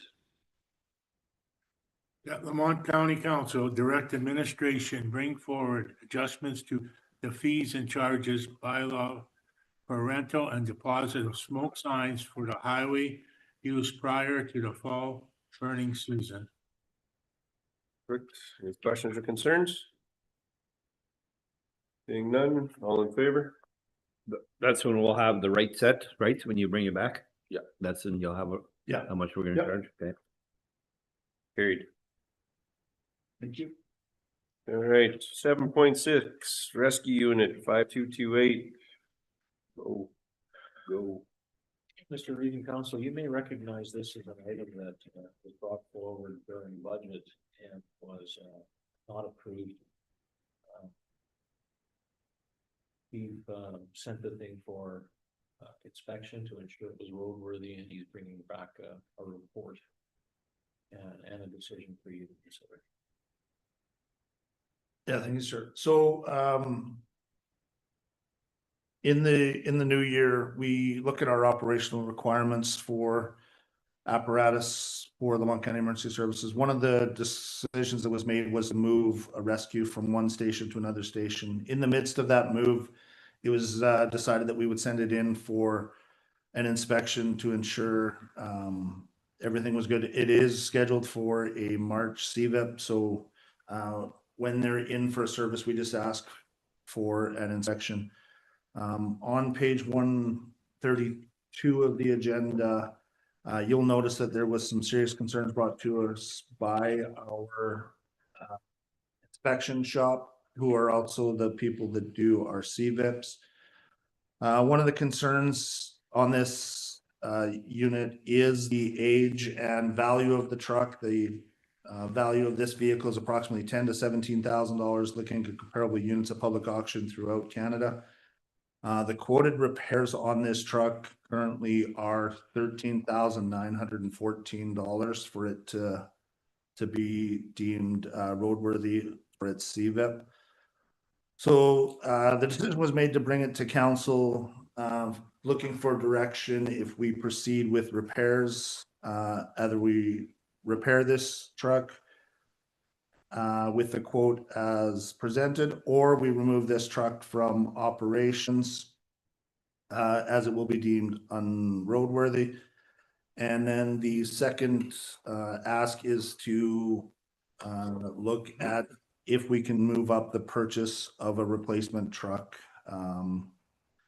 to an emergent basis.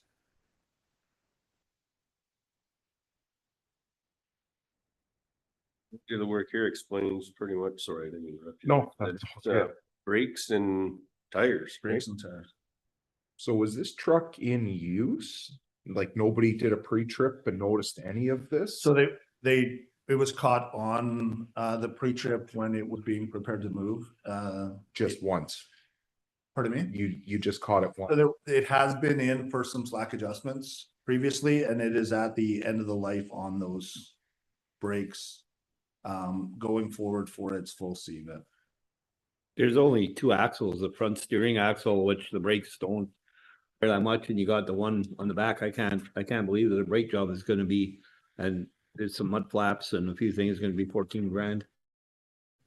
Well, and the other question is, like we have mechanics that we have hired on here, they can't do a brake job in-house and some tires and some mud flaps? Generally speaking, our fire fleet is maintained by type on the street.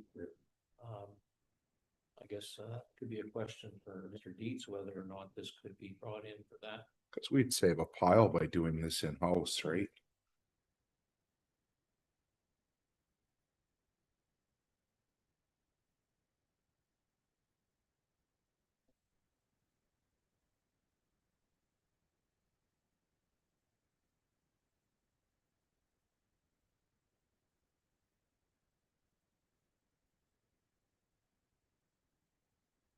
Quick turnaround, I think, is the primary. So if council, we can look at this and see what.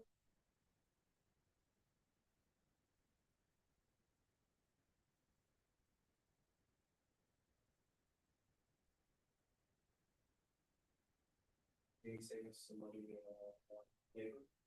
When we buy tires, Bo, do we always buy Michelin's for replacement? Cause don't they come with Goodyear from the factory? No, the last two purchases have not come with years. No, but I mean for replacement, when we're buying tires, the Michelin's is the top. You're paying the most for Michelin, so I didn't think we were buying Michelin's for the trucks when you gotta replace them. So this is what's recommended on the speed rating and weight of that vehicle. From this supplier. Yeah, third party. He's putting Michelin's on every time he changed tires on one of our fire units. They've been putting Michelin's on? On the last one that we've done, in 2024, yes. So the labor on this invoice is $800 or $900. The rest of it appears to be parts. There's Yeah, $3,000 for labor. Oh, sorry, Yeah. I didn't. 29. I can't believe it's gonna be 10 grand for a brake job, just. Yeah, So, it goes beyond, There's something, there's only 2 axles on the truck. well, this happens every day and it's not costing 13,000 per. No, So 6,000 of that is tires.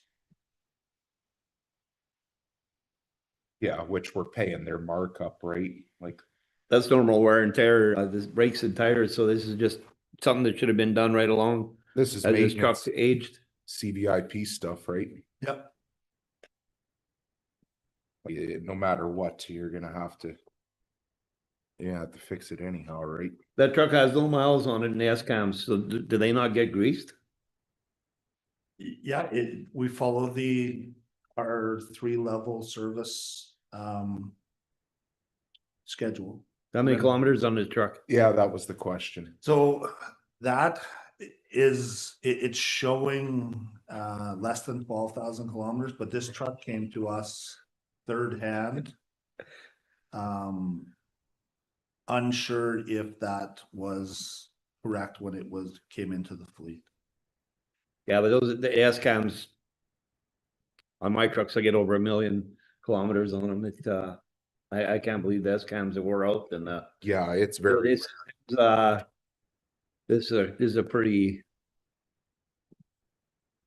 So the decision we're asking council for is, do you want us to repair this truck and spend almost as much as what the truck is worth, or do you want us to pursue quotes for replacement? It sounds to me like the direction is to repair the truck and to explore whether they can do this internally on an appropriate time frame. absolutely. yeah, maybe get a price on Goodyear tires that are speed rated. We had quite a few years ago, they were gonna take the Michelin's off and put Chinese tires on, cause they had a speed rating. Yeah. Anyways, I can't believe we gotta put Michelin's on it.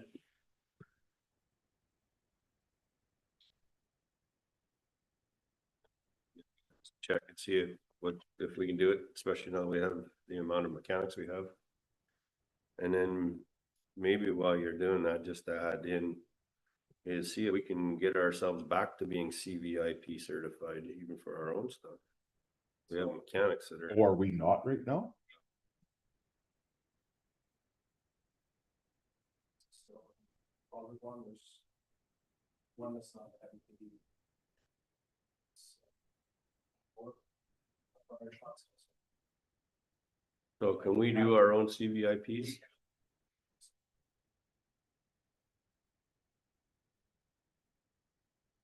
Once again, our emergency services fleet is Yeah. maintained at that third party location. That's why the CVIP. Yeah. But even if we were to, even if we do the work internally and send it for the CVIP, because in it, Yeah. Simple. that would be a lot simpler, and I mean, cost effective. We're not gonna replace a vehicle with 12,000 kilometers. Granted, it's 22 years old or 21 30 years years old. or 30. Yeah, but the 30 years. age, There's a lot of life. what is sitting there, the age doesn't matter on an Yeah. S-Cam, like, No. I can't believe they wanna change S-Cams already, like, there's bushings you usually do first, there's, it's only got 2 axles on the truck. This quote is from a regular. Yeah, yeah, Okay. yeah, I can't believe it's this high. Yeah, Mud this is a flaps. lot. There's a lot of, mud flaps that are inappropriate, so what happened to the mud flap sitting in, Farrell? Road deterioration. No, somebody ripped them off is probably what happened, right? One of the things that was recommended was the extension of them on that front axle. We were beating up the wiring on the truck, so they have been replacing as required. This truck's a water truck or No, a rescue truck, a what? a rescue. A rescue? The van body in the back. Yeah, I think I know the truck. Seen it out a few times.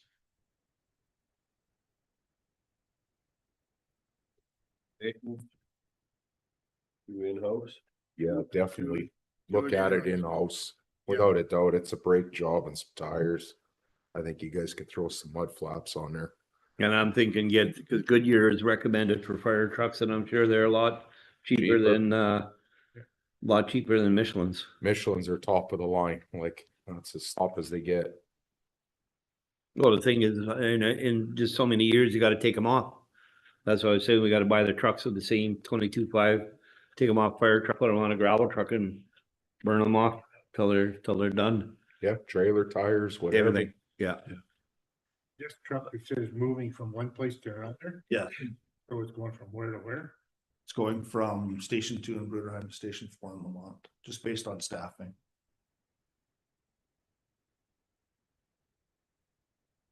So we can deal with the various direction that you provided. It's clear that you want to direct us to repair the vehicle rather than to pursue a replacement. Oh, absolutely. We'll do the repair in-house. Even if we have to have the external CVIP, which is fine. I mean, it just shows that we're going in the right direction, we're making sure our stuff's taken care of and saving money. Yep. So if somebody wants to make that motion, Sure. Lamont County Council, direct administration to repair rescue 5228 as discussed. any questions or concerns? All in favor? All right, gravel supply for 27 to 29. To read while Mr. Dietz gets situated, we are in year 3 of a 3-year contract in 2026. And we've found that getting out early for quotation for gravel supply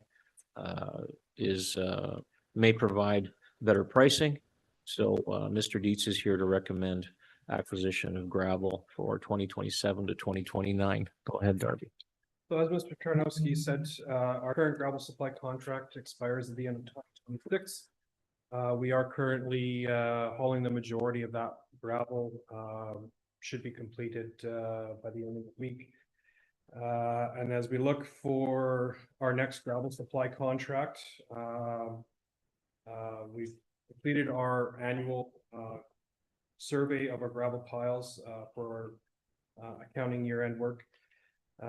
We have enough 4-25, which is our 1-inch surface gravel, to meet the needs of drainage, roads, surfacing, and dust abatement, as well as our shoulder pull programs for 2026, with an expected surplus of just under 38,000 tons.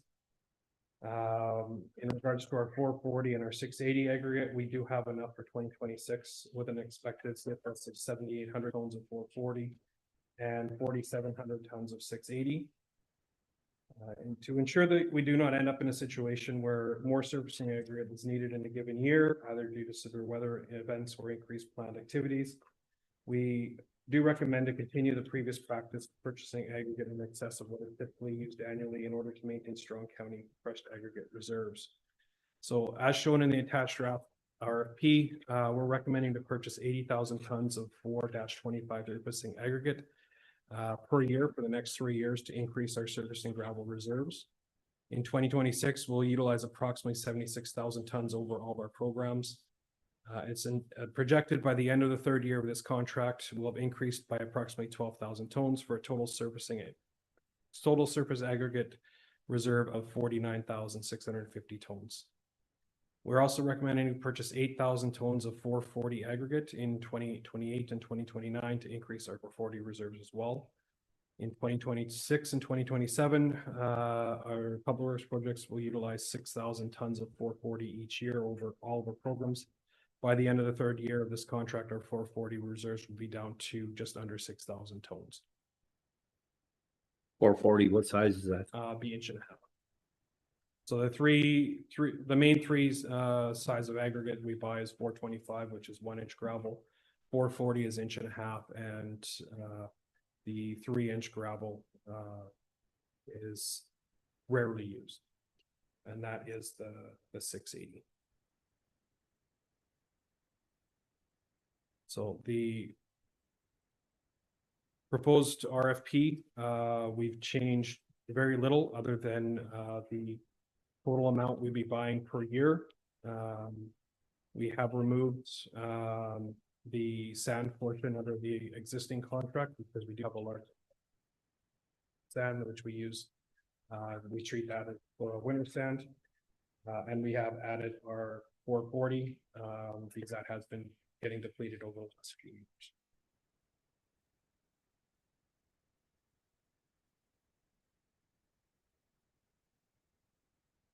We do have additional pricing. This is deletable county's ability.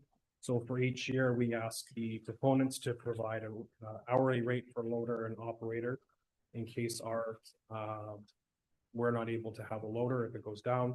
We also have supply of scale house, and scale operator. If it's more cost effective to have them provide that versus us. For this year, we are contracting a scale house operator, but we do provide the scale and the scale house. So we're just paying an hourly rate for the operator. Coincidentally, that scale house operator is a past county employee who understands our program. So it was easier to contract them than to hire and train somebody else. We didn't have any staff that can run a scale that for what we're paying, it would be the same cost. So the rate we're paying to them is the same as what we would pay an additional seasonal laborer for 2 months' work. Again, it's deletable. We can either choose to do it or not.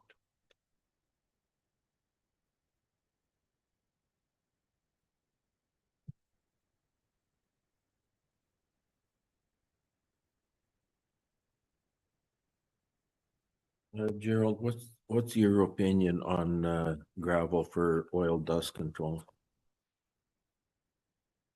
What aggregate do you think is best? 25 is what we used before. You went up after it was before.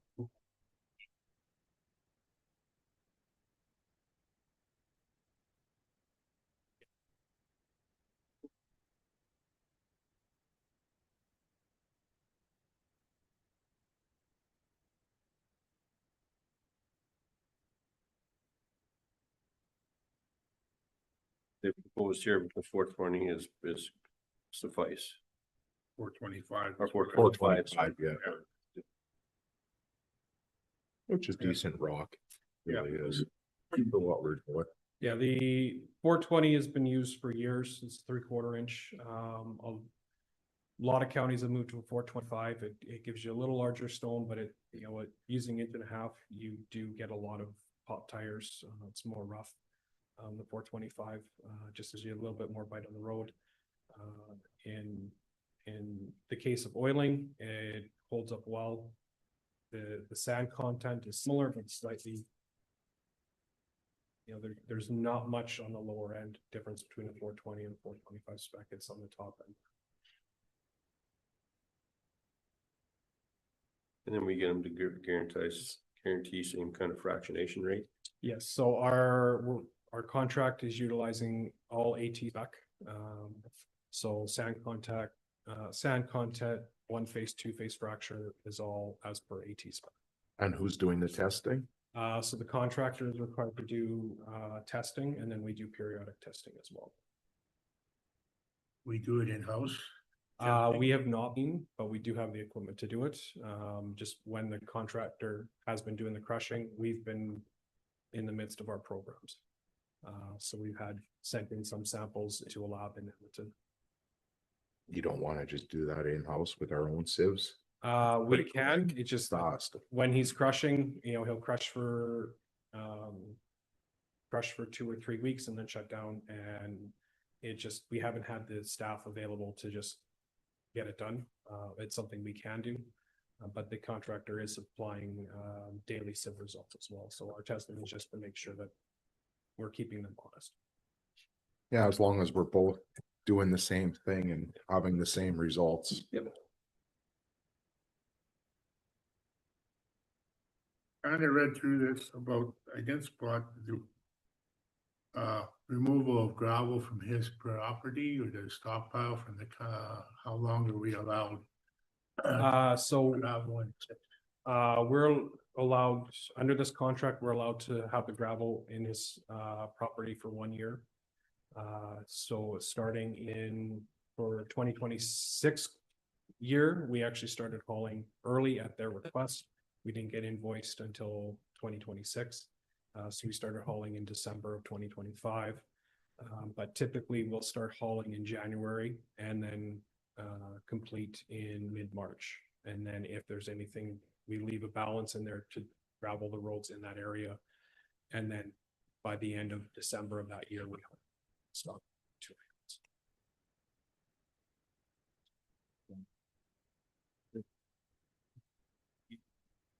Past experience, I've had a similar contract where there's no requirement to remove the gravel, but until the 1 year after the expiry of the contract, but we did pay for the gravel up front based on survey. Under the terms of our current contract, we pay a base rate on January 1st when the gravel is crushed, and then we pay the balance when it's hauled out of the pit. So there's pros and cons to both ways. So is the county gravel on a separate pile? Yes.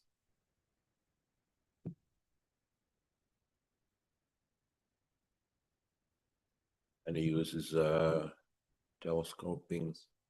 So Conveyor. it's crushed and stockpiled in the pit with a stacker. But when it's hauled to the yards, then it's piled with it. it's a stack, or like Mr. Councillor Naka said, this is a telescopic, or it is a telescopic? Yep.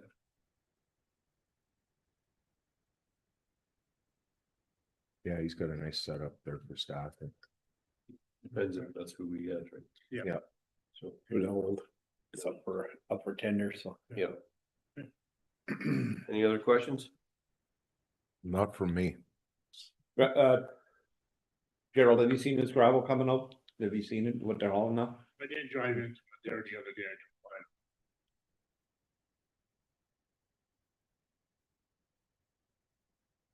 The guys are saying the gravel's pretty good. The guys hauling said it's pretty nice, so just, Did he eliminate anything? Does he have to eliminate, or did it's just? Yeah, in that pit, he's around the 25-30% elimination. It's a fairly good source. He's in discussions with CLH. He projects under his current work, he may be in that pit for another 10 years. 10 years? 10 years, yeah. That's the one on the north side of the river, right? South side. South side? Yes. the new one they, The current pit is about a mile north of Township Road 582 on the west side of Range 65.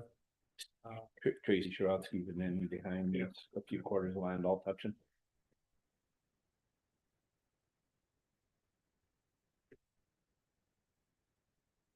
It is a contractor's pit, The code. so we would have to arrange it with the contractor. It is active right now. We'll be hauling out of there till mid next week.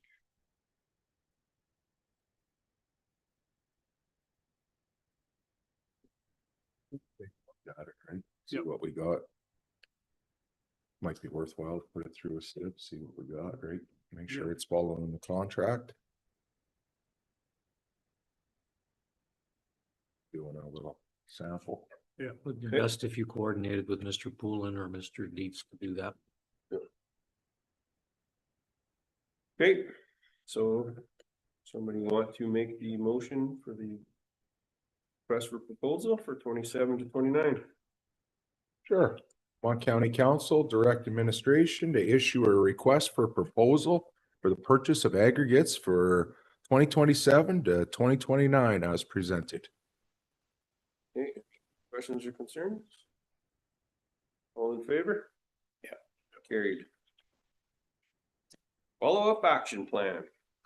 Mr. Reeve, we're on page 157. Updated the document as accurately as we can. You'll see many are complete. Some are in progress with specific dates identified. Others show ongoing, and those are things that remain ongoing, for example, until a piece of equipment is delivered or until a certain activity is completed. So if you have any questions, please use the index number in the left-hand column, and we'll try to get you an explanation. 32. We have that advertised. That would be the land sale. Yes. Tax sale. That's all. Okay.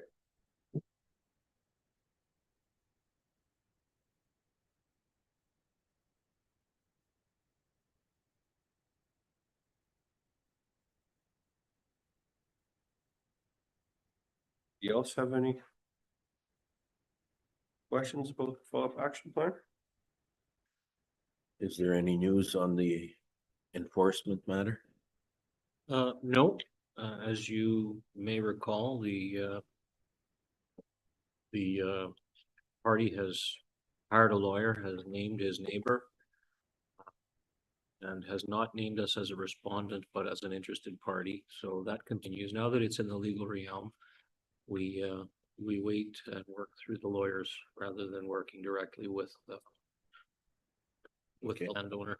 Okay.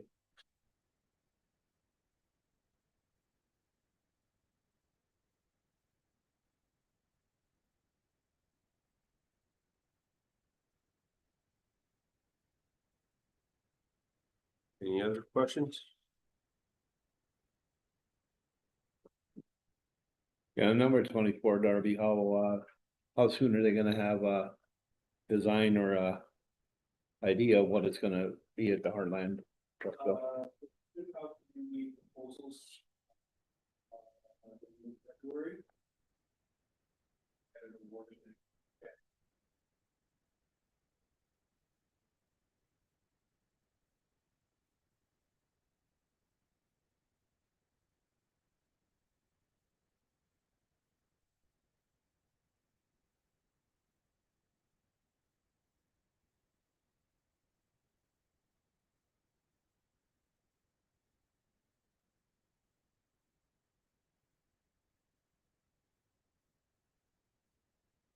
Questions? Not gonna have somebody make the motion, take his information.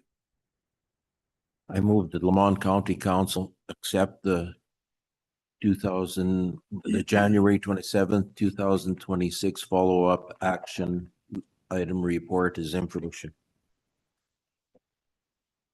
Questions or concerns? All in favor? Yeah. Carried. Mr. Reed, to your question, there's only one property remaining outstanding for the auction. Okay. Yeah. All right, can we have somebody move us into meeting of the whole? Oh, 7.9, sorry. So, Mr. Reed, this is something that we added to the agenda, given it was looking a little light. This is related to some of the briefing information that Ms. Benoit has provided about the Protection of Privacy Act. We have a responsibility to ensure people have an opportunity to review their data and to request changes to personal information about themselves, either have it corrected or deleted. I'll pass it off to Ms. Benoit. Konowski, brief and council. This is coming to you as a follow-up on the Protection of Privacy Act, or POPA. We have a requirement to change personal information that we hold in our records. If somebody requests to remove or correct personal information about themselves only. And if you see the POPA section 7, here guides us here, an individual who believes there is an error or omission in the individual's personal information may request the head of the public body that has the information in its custody or under its control to correct the information. So only if we have a document that we created that it contains personal information, could be for a land title, could be for tax assessment, could be for a community services program, and there's an error with it.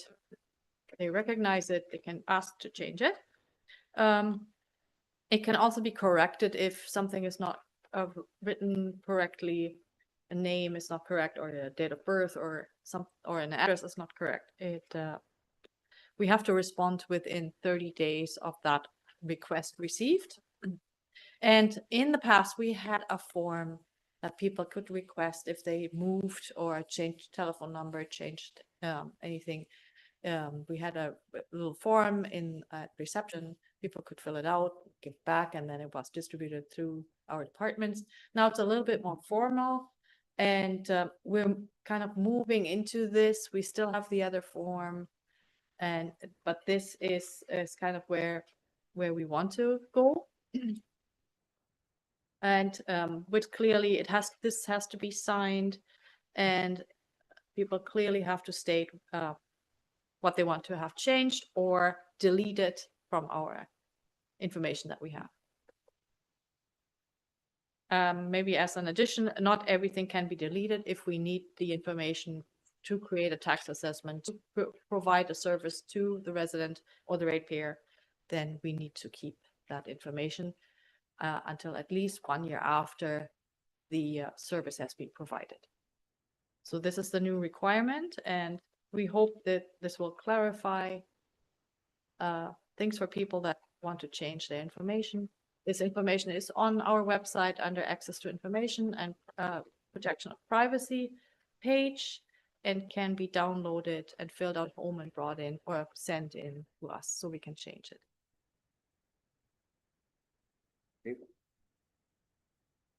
So there's no charge for this? There will be no charge. No charge for No. this, and then if any information is used, it's usually redacted anyway. It will be redacted when we publish it. Yeah, But for internal service providing, we need the information. If you want your driveway cleared, we need the legal land description and the name, those kind of things.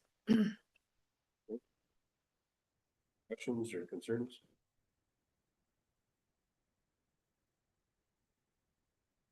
Seeing none, have somebody make the motion presented? I'm sorry, we sorry. didn't have a There. motion yet. If you could just accept it as information. Yeah. That would be great.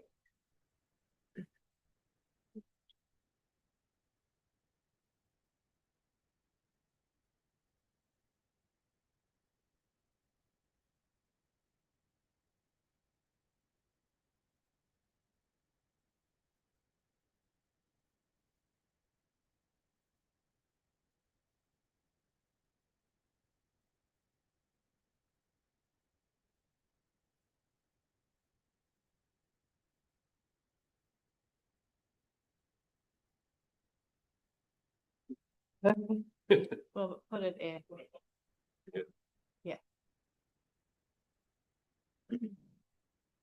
Right, anybody interested in making that motion? Sure, it's a mouthful. I'll go for it. Lamont County Council accept the report on the request to correct or delete personal information as information.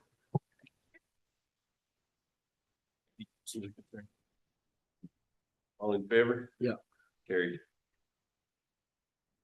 Right now, we can move on to committee of the whole.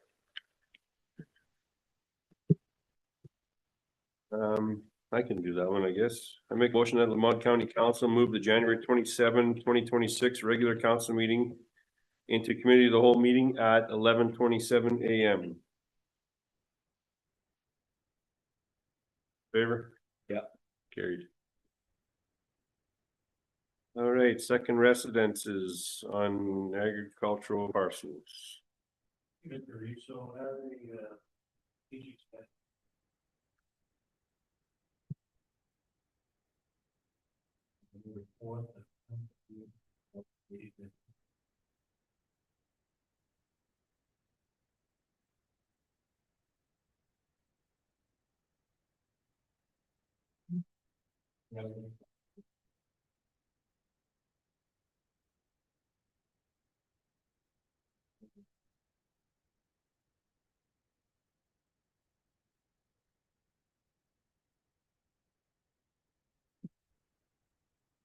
Lamont County is predominantly rural and agricultural in nature.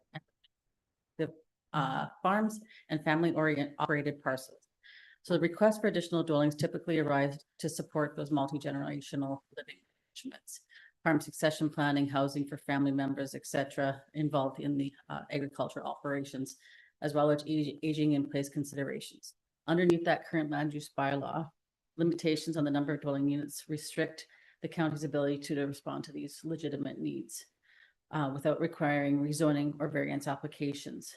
Introducing a discretionary second residence would provide a policy-based mechanism to assess such requests in a consistent and appropriate manner.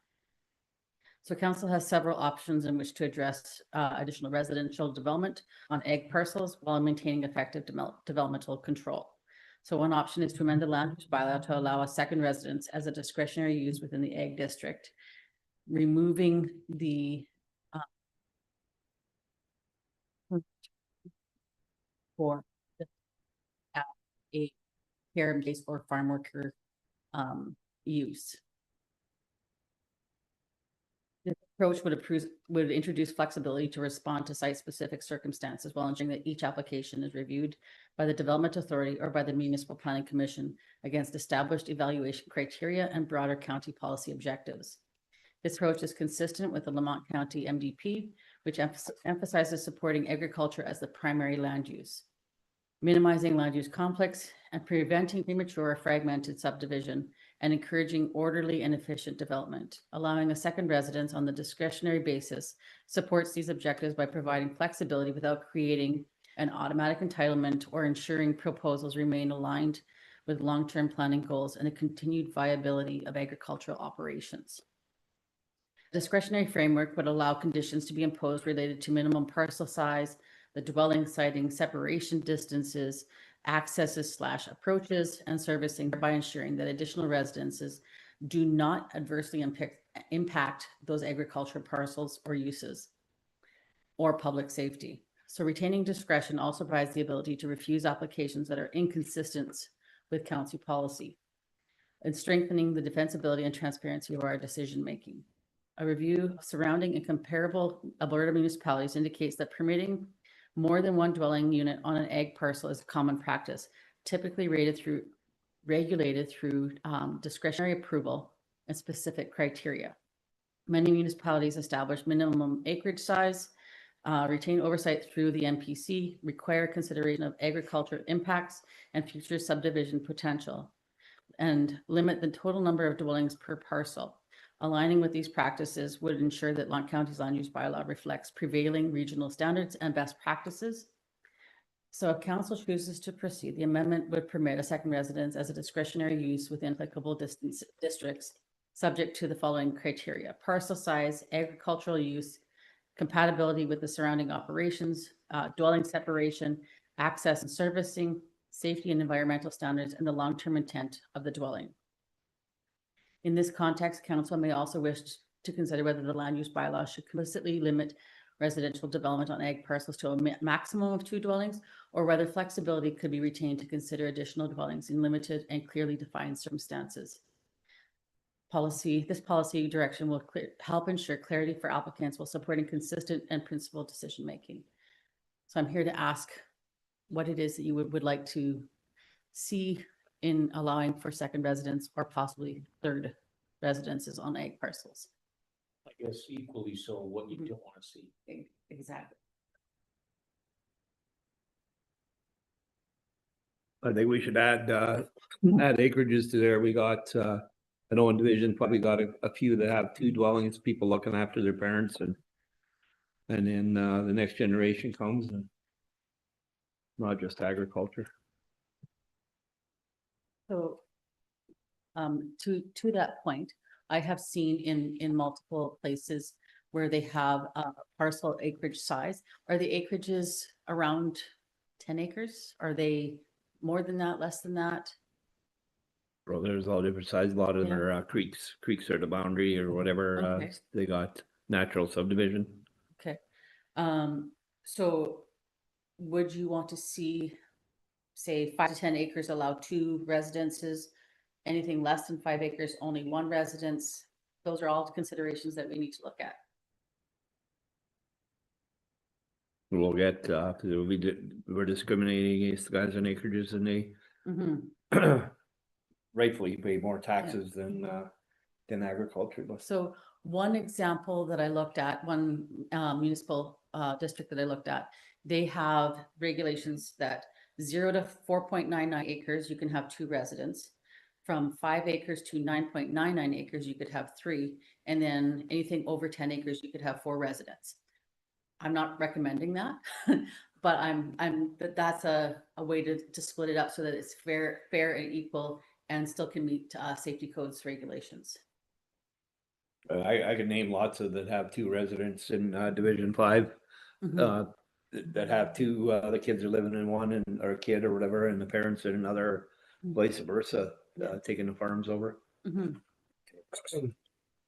And same with an acreage we had on 560. It came to us in planning, and we didn't. And it was in the heartland, and we said no to it. It went to the Alberta government, and their building is built, and it's on an acreage. So,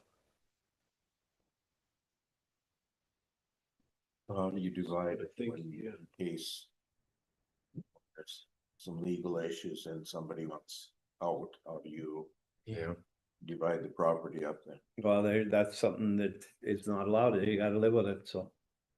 It's the whole property or nothing, right? Yeah, because we have an issue like that on 173, right on 16.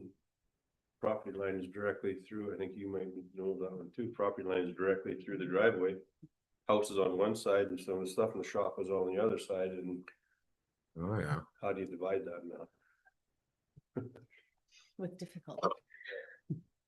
Yeah, unfortunately, there are marital breakups. Children are estranged. Parents die, kids need to somehow divide up the property asset, and it becomes very challenging.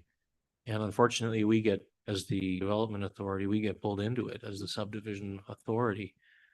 So we'd have to word it that it's not subdividable, period. So they want to take a chance and put 2 dwellings on a farmyard. That's their chance they're taking, right? They better like each other. Or they could move it off. Yeah. Well, the other approach is to only allow 2 if in the fullness of time, the parcel could be subdivided, right? I'm sure there's separations between the dwellings. So right now, setback is 18.3 meters. It'd have to be that they have to be, 36.6 meters apart, so that there is the ability to subdivide. Just have that separation distance requirement. And do we have, I know in neighboring counties, they have the caregiver's definition. So that allows them to have 2 dwellings on? So the current regulations, from my understanding, state that's what the temporary second residence is.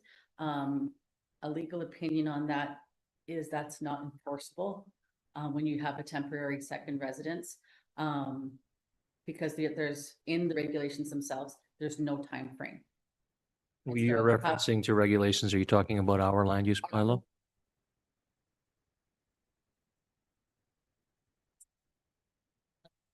Typically for a period.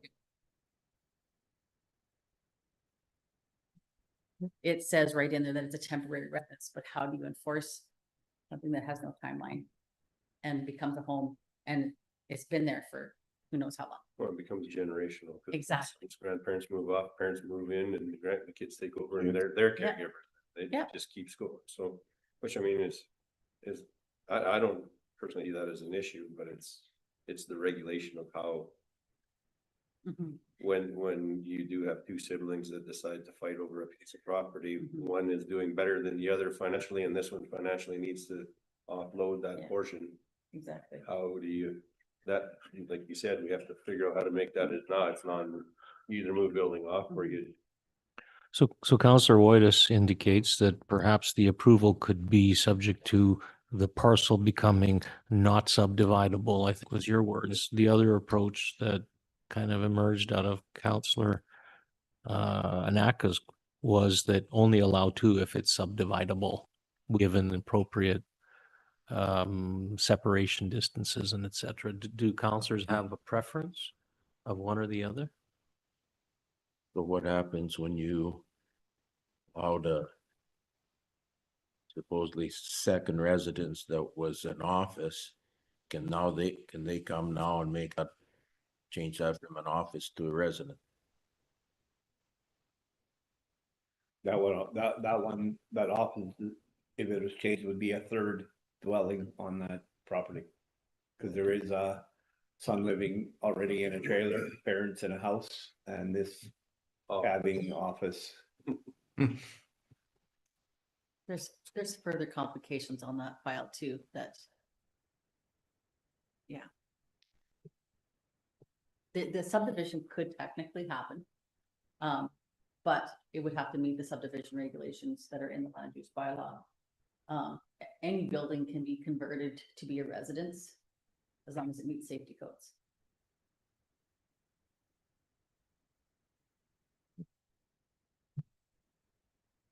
But I built my barn up to code then, cause if I keep screwing up, I'll be living in the barn. Some kids out there.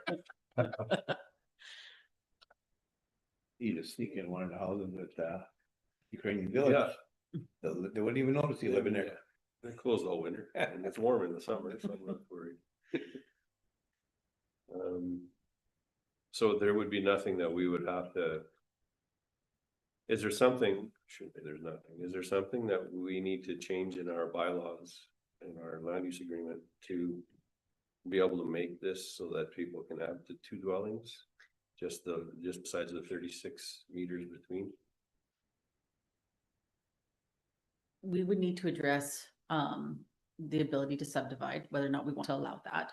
The separation distances as well as servicing, how we may have to put in a requirement that the servicing has to be done through smaller short parcel size requirements than a full quarter section, but otherwise, and separate access. When you allow two residents on a parcel and only have one access, when you try to subdivide, then you have to, so one person is then on the hook for an access. But if you have it, they can't subdivide, it doesn't matter, they can build Lake Town and have them 20 feet apart. That is true. It all depends on what council wants and how you want to handle that. So it sounds like you could allow it, Mhm. in particular where it is subdividable. Mhm. And it sounds like you could allow it where it's not subdividable, indicating that the county will not approve a subdivision on this lot in the future. People need to make a decision whether they want to do that. Yeah, so if they got one on one side of the creek, one on the other, like close together, Mhm. and it's subdividable, okay, and if you got them both in the same yard and it's not subdividable. Then that's it. If you wanna build there, that's your chance you're taking, so. And then we just specify that to be able to be subdividable, if you did, you need to the requirement that they're at least 36.6 meters apart. Yeah. Okay, Yeah, So maybe a condition- sign no, off if it's not, right? Yeah, and You agree that it is not. so, and I think some of this was brought up also because of, we had a delegation here, Mr. Ryder, mm-hmm. or Mr. Simpson. Ryder I Simpson. was gonna say, I don't Yeah, remember the name. Mr. Simpson, sorry, his first name was Ryder. Yeah. And his concern was with the resident was there, how long until, or could he live in it while he built the other place, and how long would it have to be? But if he met the requirement of 36.6 meters between the two buildings, he's fine. Exactly. No, but even, he wanted to live in the house and then, build a new one and then have that one removed or whatever, but, Yeah. and if it's too close to the new house and it's not subdividable, he knows that in advance that it's not gonna have a subdivision, so. Wouldn't discretionary use cover most of them? This would be a discretionary use. Yeah. And this would come to And are MPC. we good with only two? Do we want to have the ability to, on an MPC basis only, allow for additional residences? I would think two. Personally, three is getting excessive. Mhm. Let's go with two. Yeah, I would say stick just there. Okay, Yeah, and I mean, what are the chances? I mean, maybe there might be that one off, right? mhm. And then it's just a question of how the conditions are.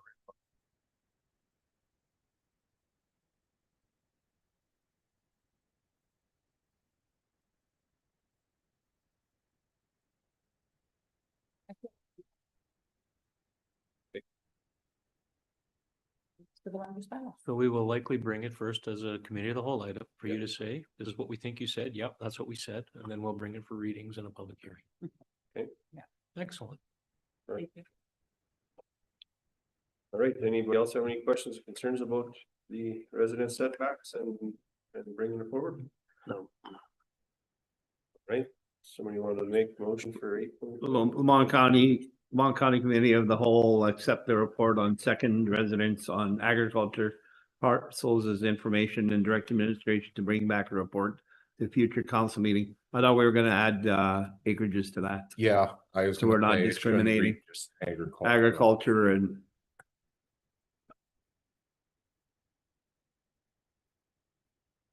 This is not a zoning in the land use bylaw. Do you mean the country residential district? I guess so. Yeah. So that's, I have to go by the It would be districts, country- and so, okay, country. add to country resident, okay.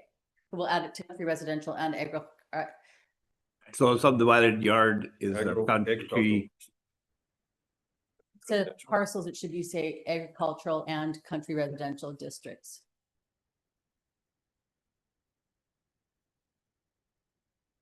Residential districts. Oh, okay, accept the report and direct administration. Yeah, you can add the word as discussed at the end and Yeah. that'll cover it. Exactly. we should have the other word in there too, right?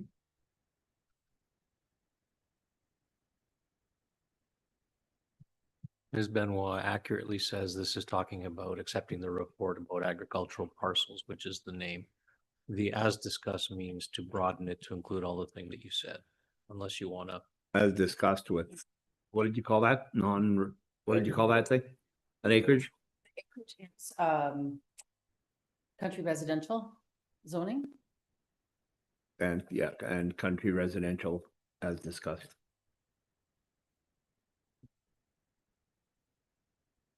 Now that's a mouthful.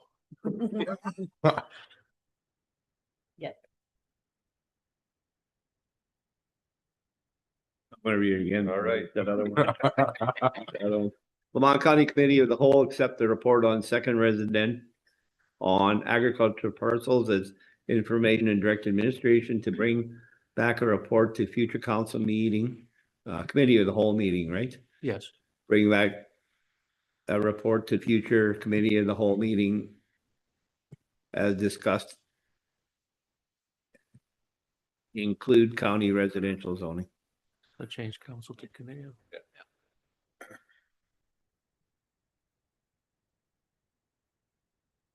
All right, any questions or concerns? Seeing none, all in favor? Yeah. Carried. That was a report on its own right there. For the committee of the whole to start thinking about a potential change of divisions. The county has been divided into divisions to initially into equal parts residents or ratepayers to vote a councillor to represent them. In recent years, the numbers have significantly changed, and we see Division 2 has 997 electors according to our electors register from 2025. And all other divisions have between 335 and 593 electors. Now, to be equally represented, council might want to think about changing the divisions as they are today into different proportions. And CEO Tarnowski and myself have been looking at different things to think about when looking at different division sizes. And these are listed below. One could think about what council wishes to achieve. Is it divided into even distributions, populations, or would council prefer to minimize the changes to the current electoral boundaries to limit confusion amongst residents? Would it be an option to only address Division 2 and divide the other divisions up in numbers, in equal numbers? Or would council consider whether the population in Division 5 may decline with industrial development, possibly? Could the boundaries be adjusted until the numbers are even? Or other considerations might be the boundaries, the township road, coming up in 2026, we will get a new federal census. We might want to wait for that result and see how much our county has been growing then, and if the division should be divided otherwise, or would you maybe want to achieve a mix of agricultural and acreage properties like they are, for example, by Highway 16, and divide it that way? So there's different options one could look at. You should probably mention that this is not an immediate change. People who voted for a councillor will continue to be represented by that councillor till the next election. Yeah. If we change it. If it changes.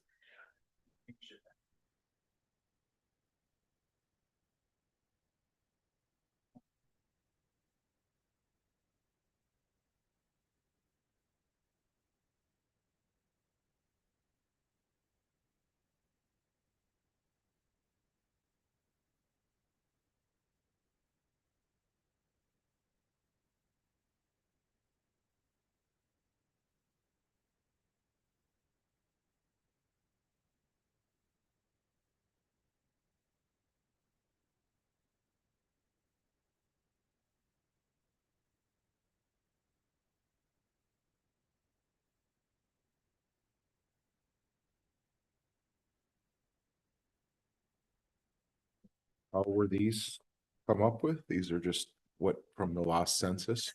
The numbers that we have were given to us by Elections Alberta, and we cooperated with them and adjusted numbers of how many taxpayers, how many ratepayers, how many residents we have, and how many were actually registered with Alberta Elections.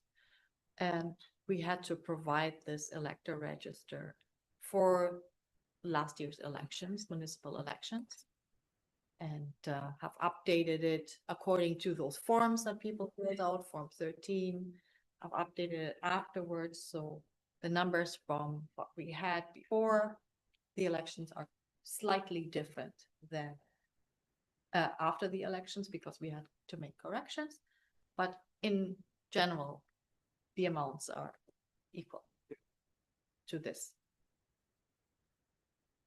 And remember, these are eligible voters. These aren't people that actually come out and vote. The numbers we had were quite a bit less for our elections, right? Yes. So that means. Yes. And it's also non-population, population numbers, it's 35. Yeah. So this is a little better than just an estimate. And you said there's a census going on this year? A federal A federal one? census, yes, will happen this year, and the results should be in at the end of the year. The census is usually conducted around March, to June, July, and the results have to be Towards 31st. have to be by September, have to be provided until September. And I don't know what's between. Oh, okay. Thank you for providing that information. I did.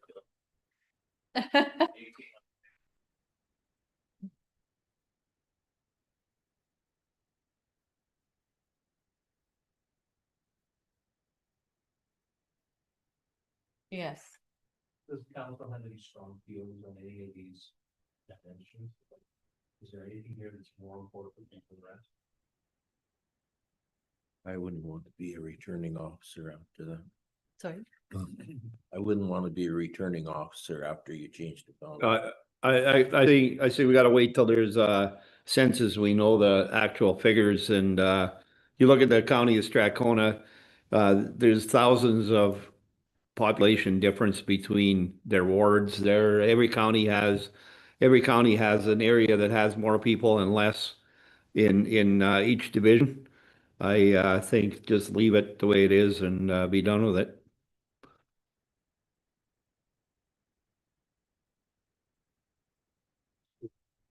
The way it is. Yeah. With the confusion. Confusion, they're gonna be asking what we're up to. Yeah, it'll be a. Just a little bit.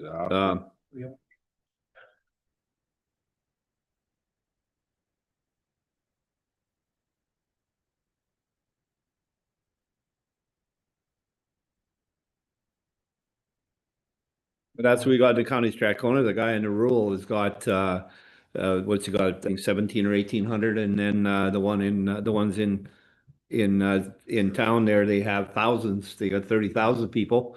We got, county of, right next to us, County of Smoky Lake, by the lakes, the population is higher. And the other ones get to the north end of the county, there's hardly anybody, so every county has, and there isn't really that much difference, 600 to 1,400 people. That's, Yeah, the only one that really gets away on you is Division 2, right? I mean, but the other ones are starting to get acreages. Farm yards are getting subdivided. Things are changing along both areas. I know you got lots of population there, but I get calls from there too, so it's not like they don't phone everybody, so. Hold off till census. Yeah, hold off till end of census and revisit then. How come here on Division 3, we got 456 when the recall was there? I thought it was close to 700. How come such a big gap between what administration had and what they got now? yeah.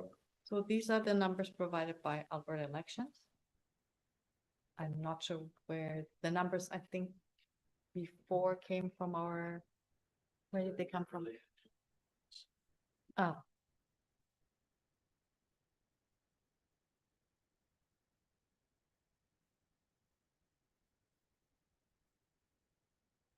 I say leave it. Leave it the way it is, so.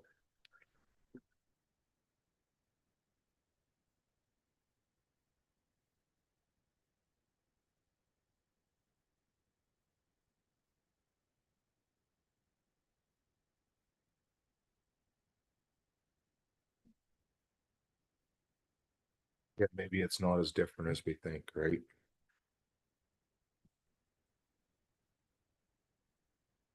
We can go with the recommended motion.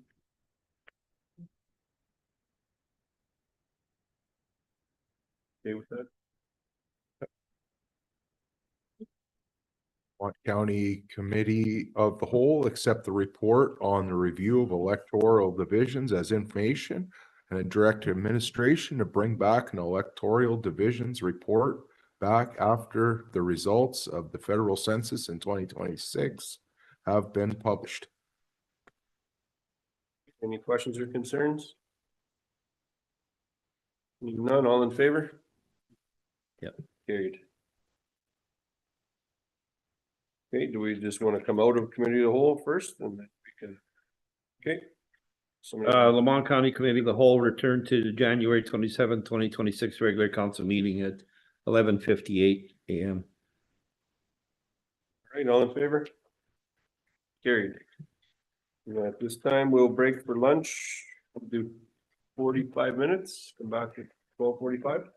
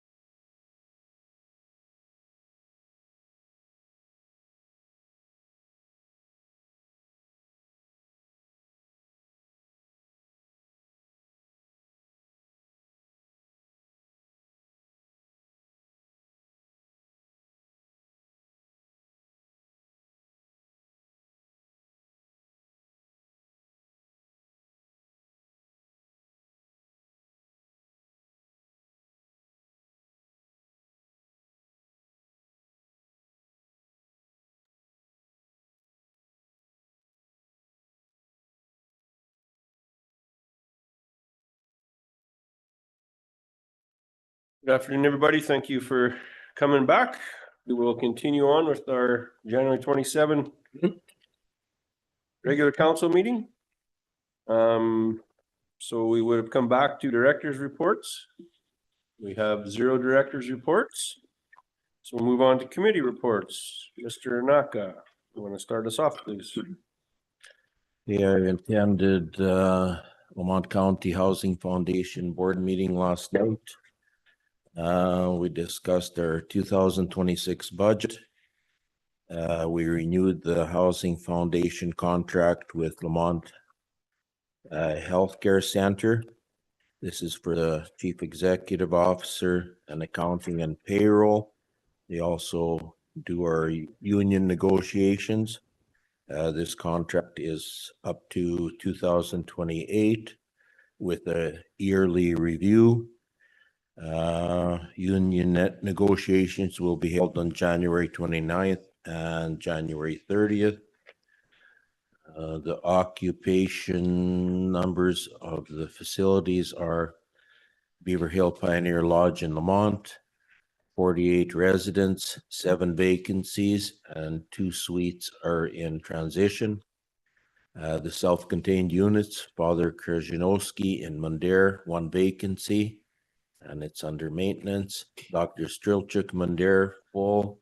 Heritage Manor Andrew, full. Elk Park Chipman, full. Villa 75 Lamont is full. Heritage Court, Lamont is full. Spring Creek Manor in Bruderheim is full, and the RNN houses in Lamont and Bruderheim also full.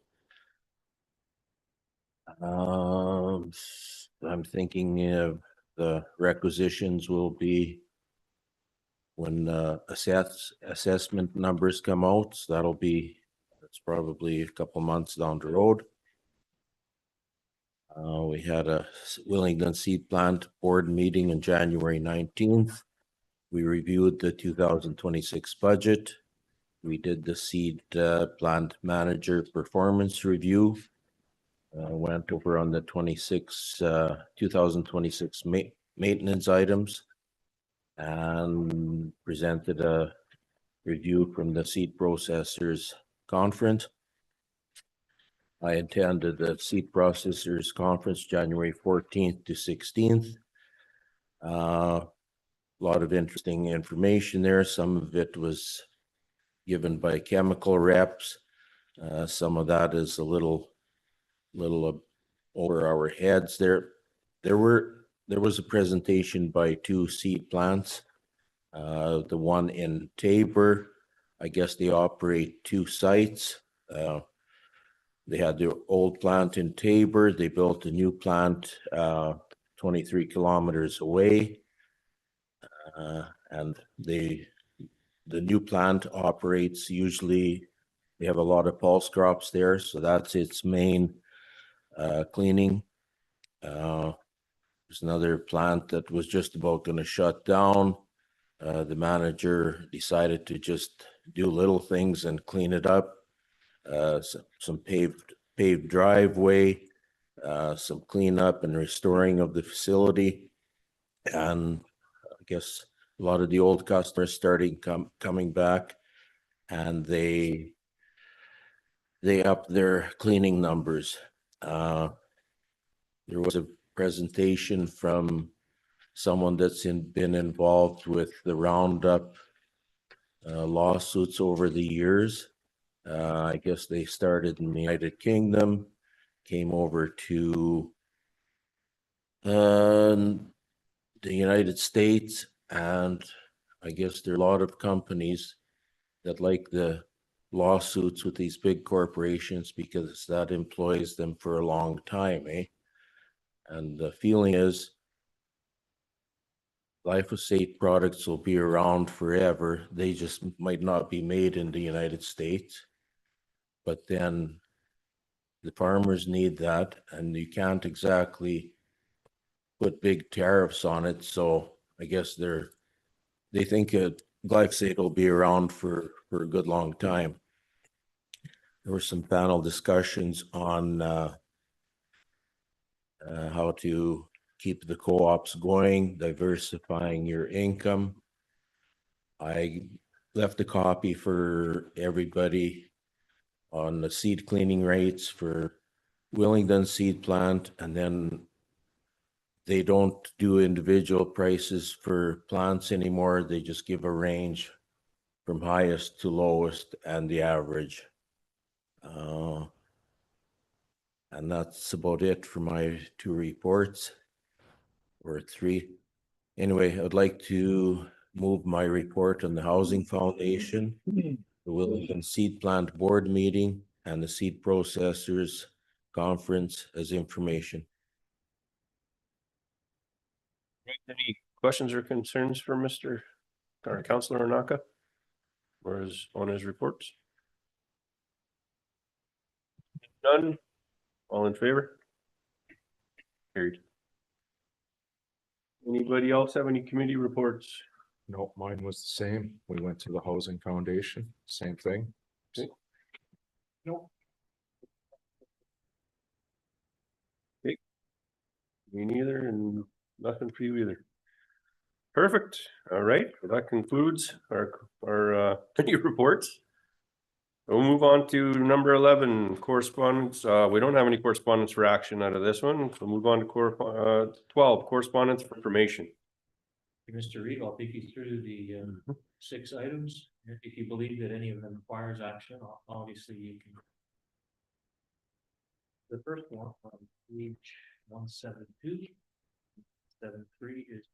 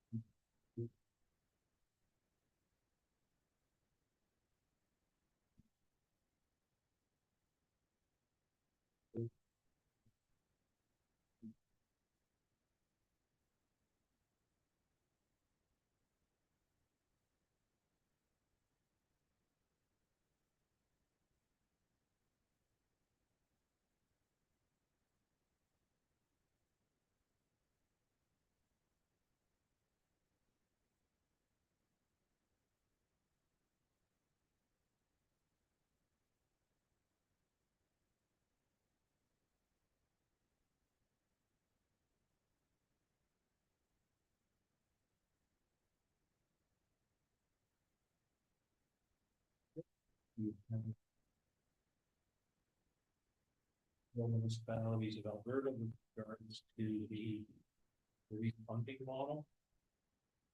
They summarize the plan change.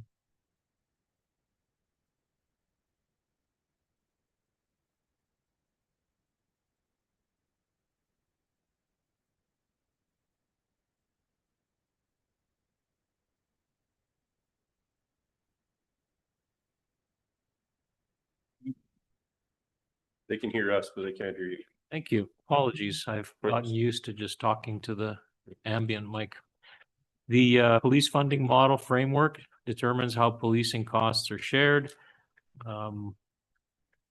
It was first introduced in April of 2020, and it will come into effect April 1st, 2026. There will be significant changes. It will be based on actual frontline policing costs. The contribution rate by municipalities will increase over the next 4 or 5 years. Municipalities will contribute 22% to the cost in 2026, and that'll increase to 30% of the cost in 2031.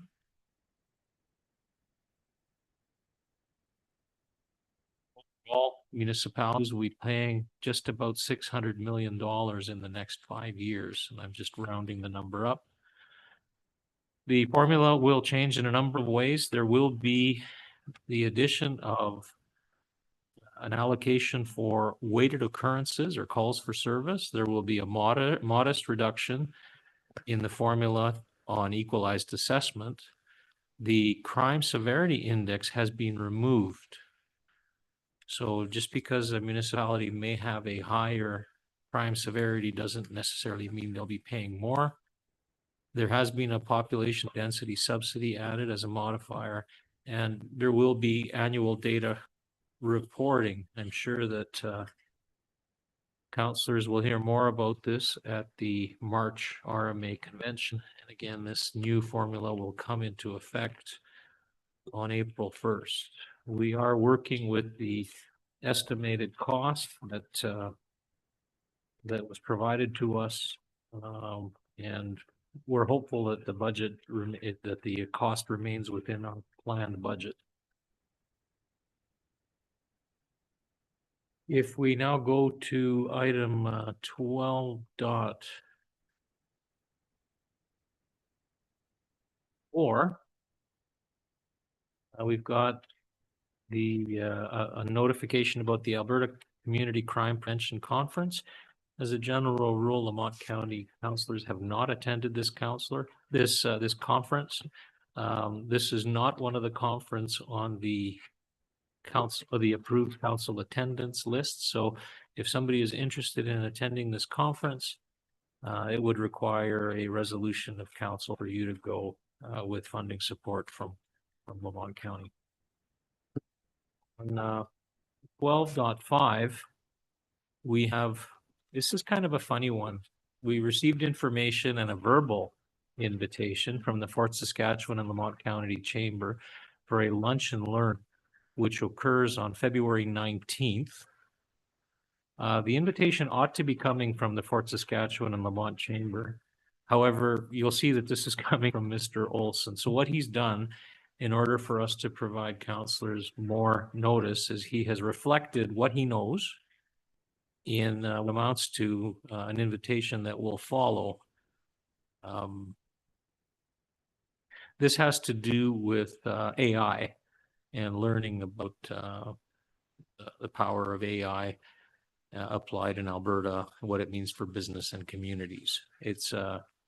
It'll cost $20 for Lamont County councillors and staff because we are a member, and we actually are a partial sponsor of this event.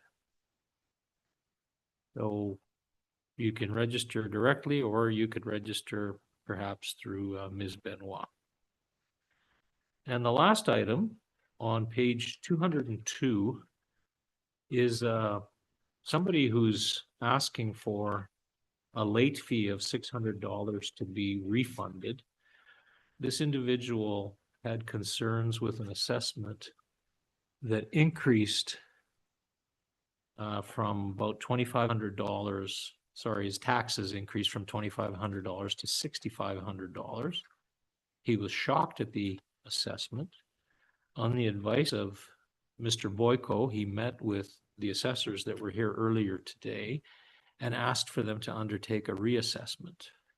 I don't specifically know when that suggestion and when that discussion with the assessors took place. However, the assessors did tell him verbally the value that they would change the assessment to. However, there was not an opportunity to reissue the assessment notice, et cetera, and literally in the 11th hour, probably the night before July 1st, June 30th, when assessments are due, this gentleman did a transfer from his bank, but the transfer did not clear. Therefore, his payment was late and the $600 fee was applied. So the recommendation from both Rodney and from the assessors was pay the assessment and then we'll reconcile it afterwards when they gave him the renewed assessment number. And he's asking for that $600 fee to be waived, refunded, whatever. Waived, I guess it is. So council's policy, and Christiane knows the number, I don't know the number offhand. The policy indicates that penalties are added. Oh, sorry, the payment was the payment was December 31st, not June 31st. I'm sorry. Payments are assessed per that policy. The 10% addition was added.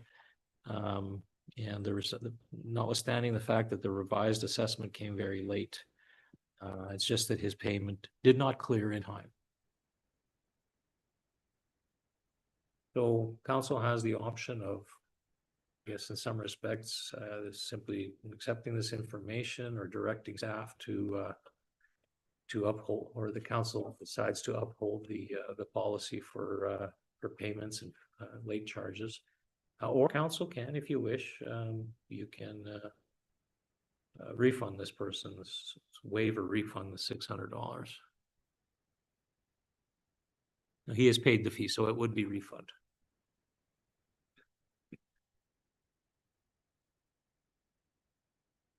Discussion? Any reasoning why it went up from 2,500 to 6,500? It was the assessment, and I unfortunately don't have the answer on what the actual taxes went up. I just know that there was an adjustment to the assessment, so it did not end up warranting the full 6,500, but there was an increase.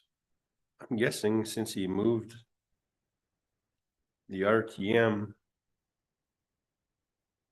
it was sold and disconnected, but it wasn't fully moved, so I don't know That's if what it it was was. maybe still Sitting there? assessed as if it was sitting there.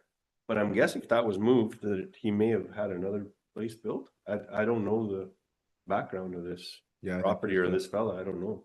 There's a couple questions there, right? So us that have forgotten what's an RTM. Yeah. Need to move. Resident. Oh, okay. So if he went from an RTM to a full developed baked or stick-built house or whatever, it's gonna be a different size, probably, obviously. And we don't, I don't. 2,500 is maybe before you put the new RTM on. I don't know. I think there's a lot of things here, right?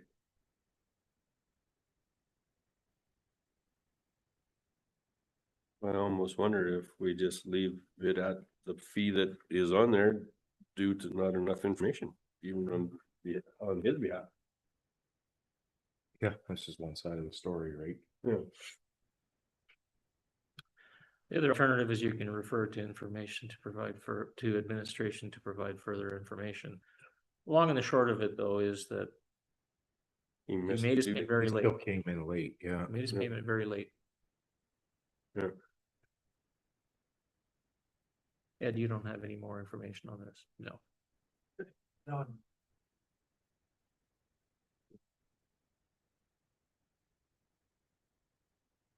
All right, how would you guys like to Let's just leave it as information? leave it and let the administration follow up.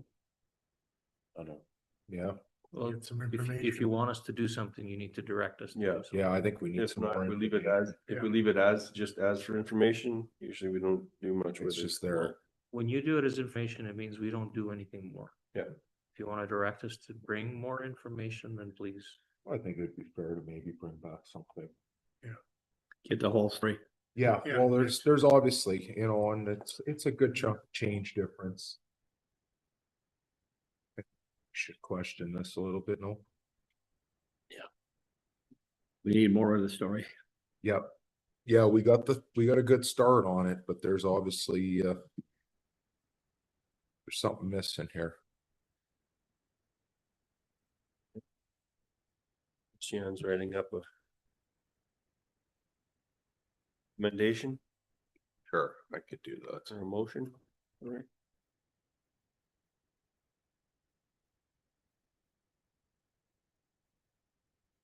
Oh, she's gonna make it a mouthful this time too. Every time.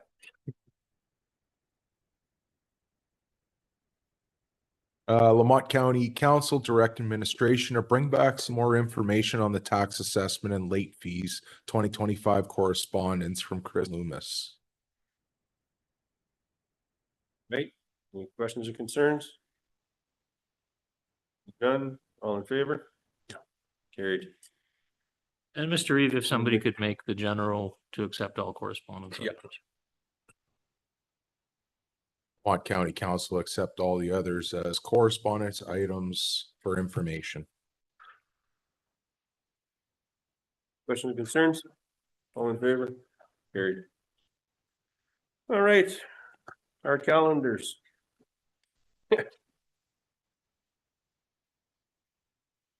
You guys notice any other additions that you feel need to be made? The 11th is our Ag Service Board. It's not on here. The 13th, you guys are going to the planning in Riley. I won't be there. I'll be at the AIHA meeting.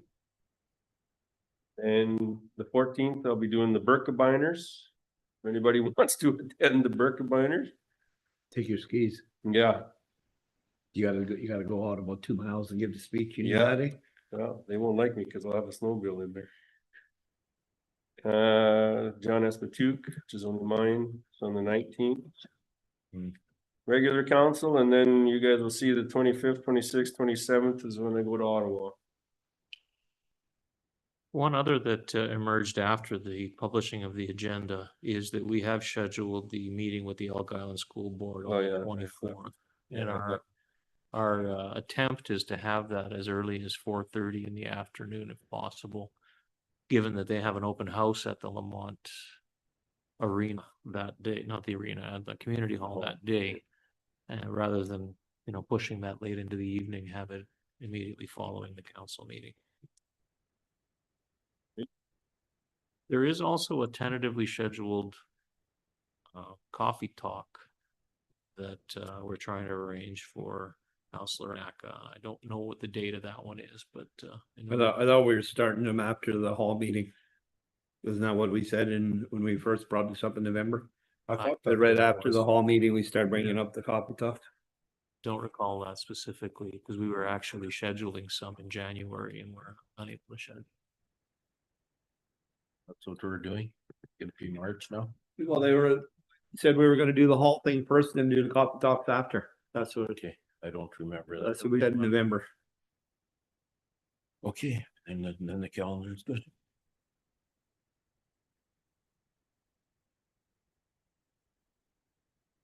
All right. Anybody wants to make the motion to accept this information? The Lamont County Council accept the council calendar, February 2026 for information. All right, moving on to 14, we don't have any closed meeting. Oh, sorry. Oh, yeah, sorry. All in favor? Yeah. Carried. Sorry about that. We have no closed meeting. And if there is nothing else from administration. Nope. Adjourn the meeting at 1:13 PM. Thank you all for coming. Nice. Yeah.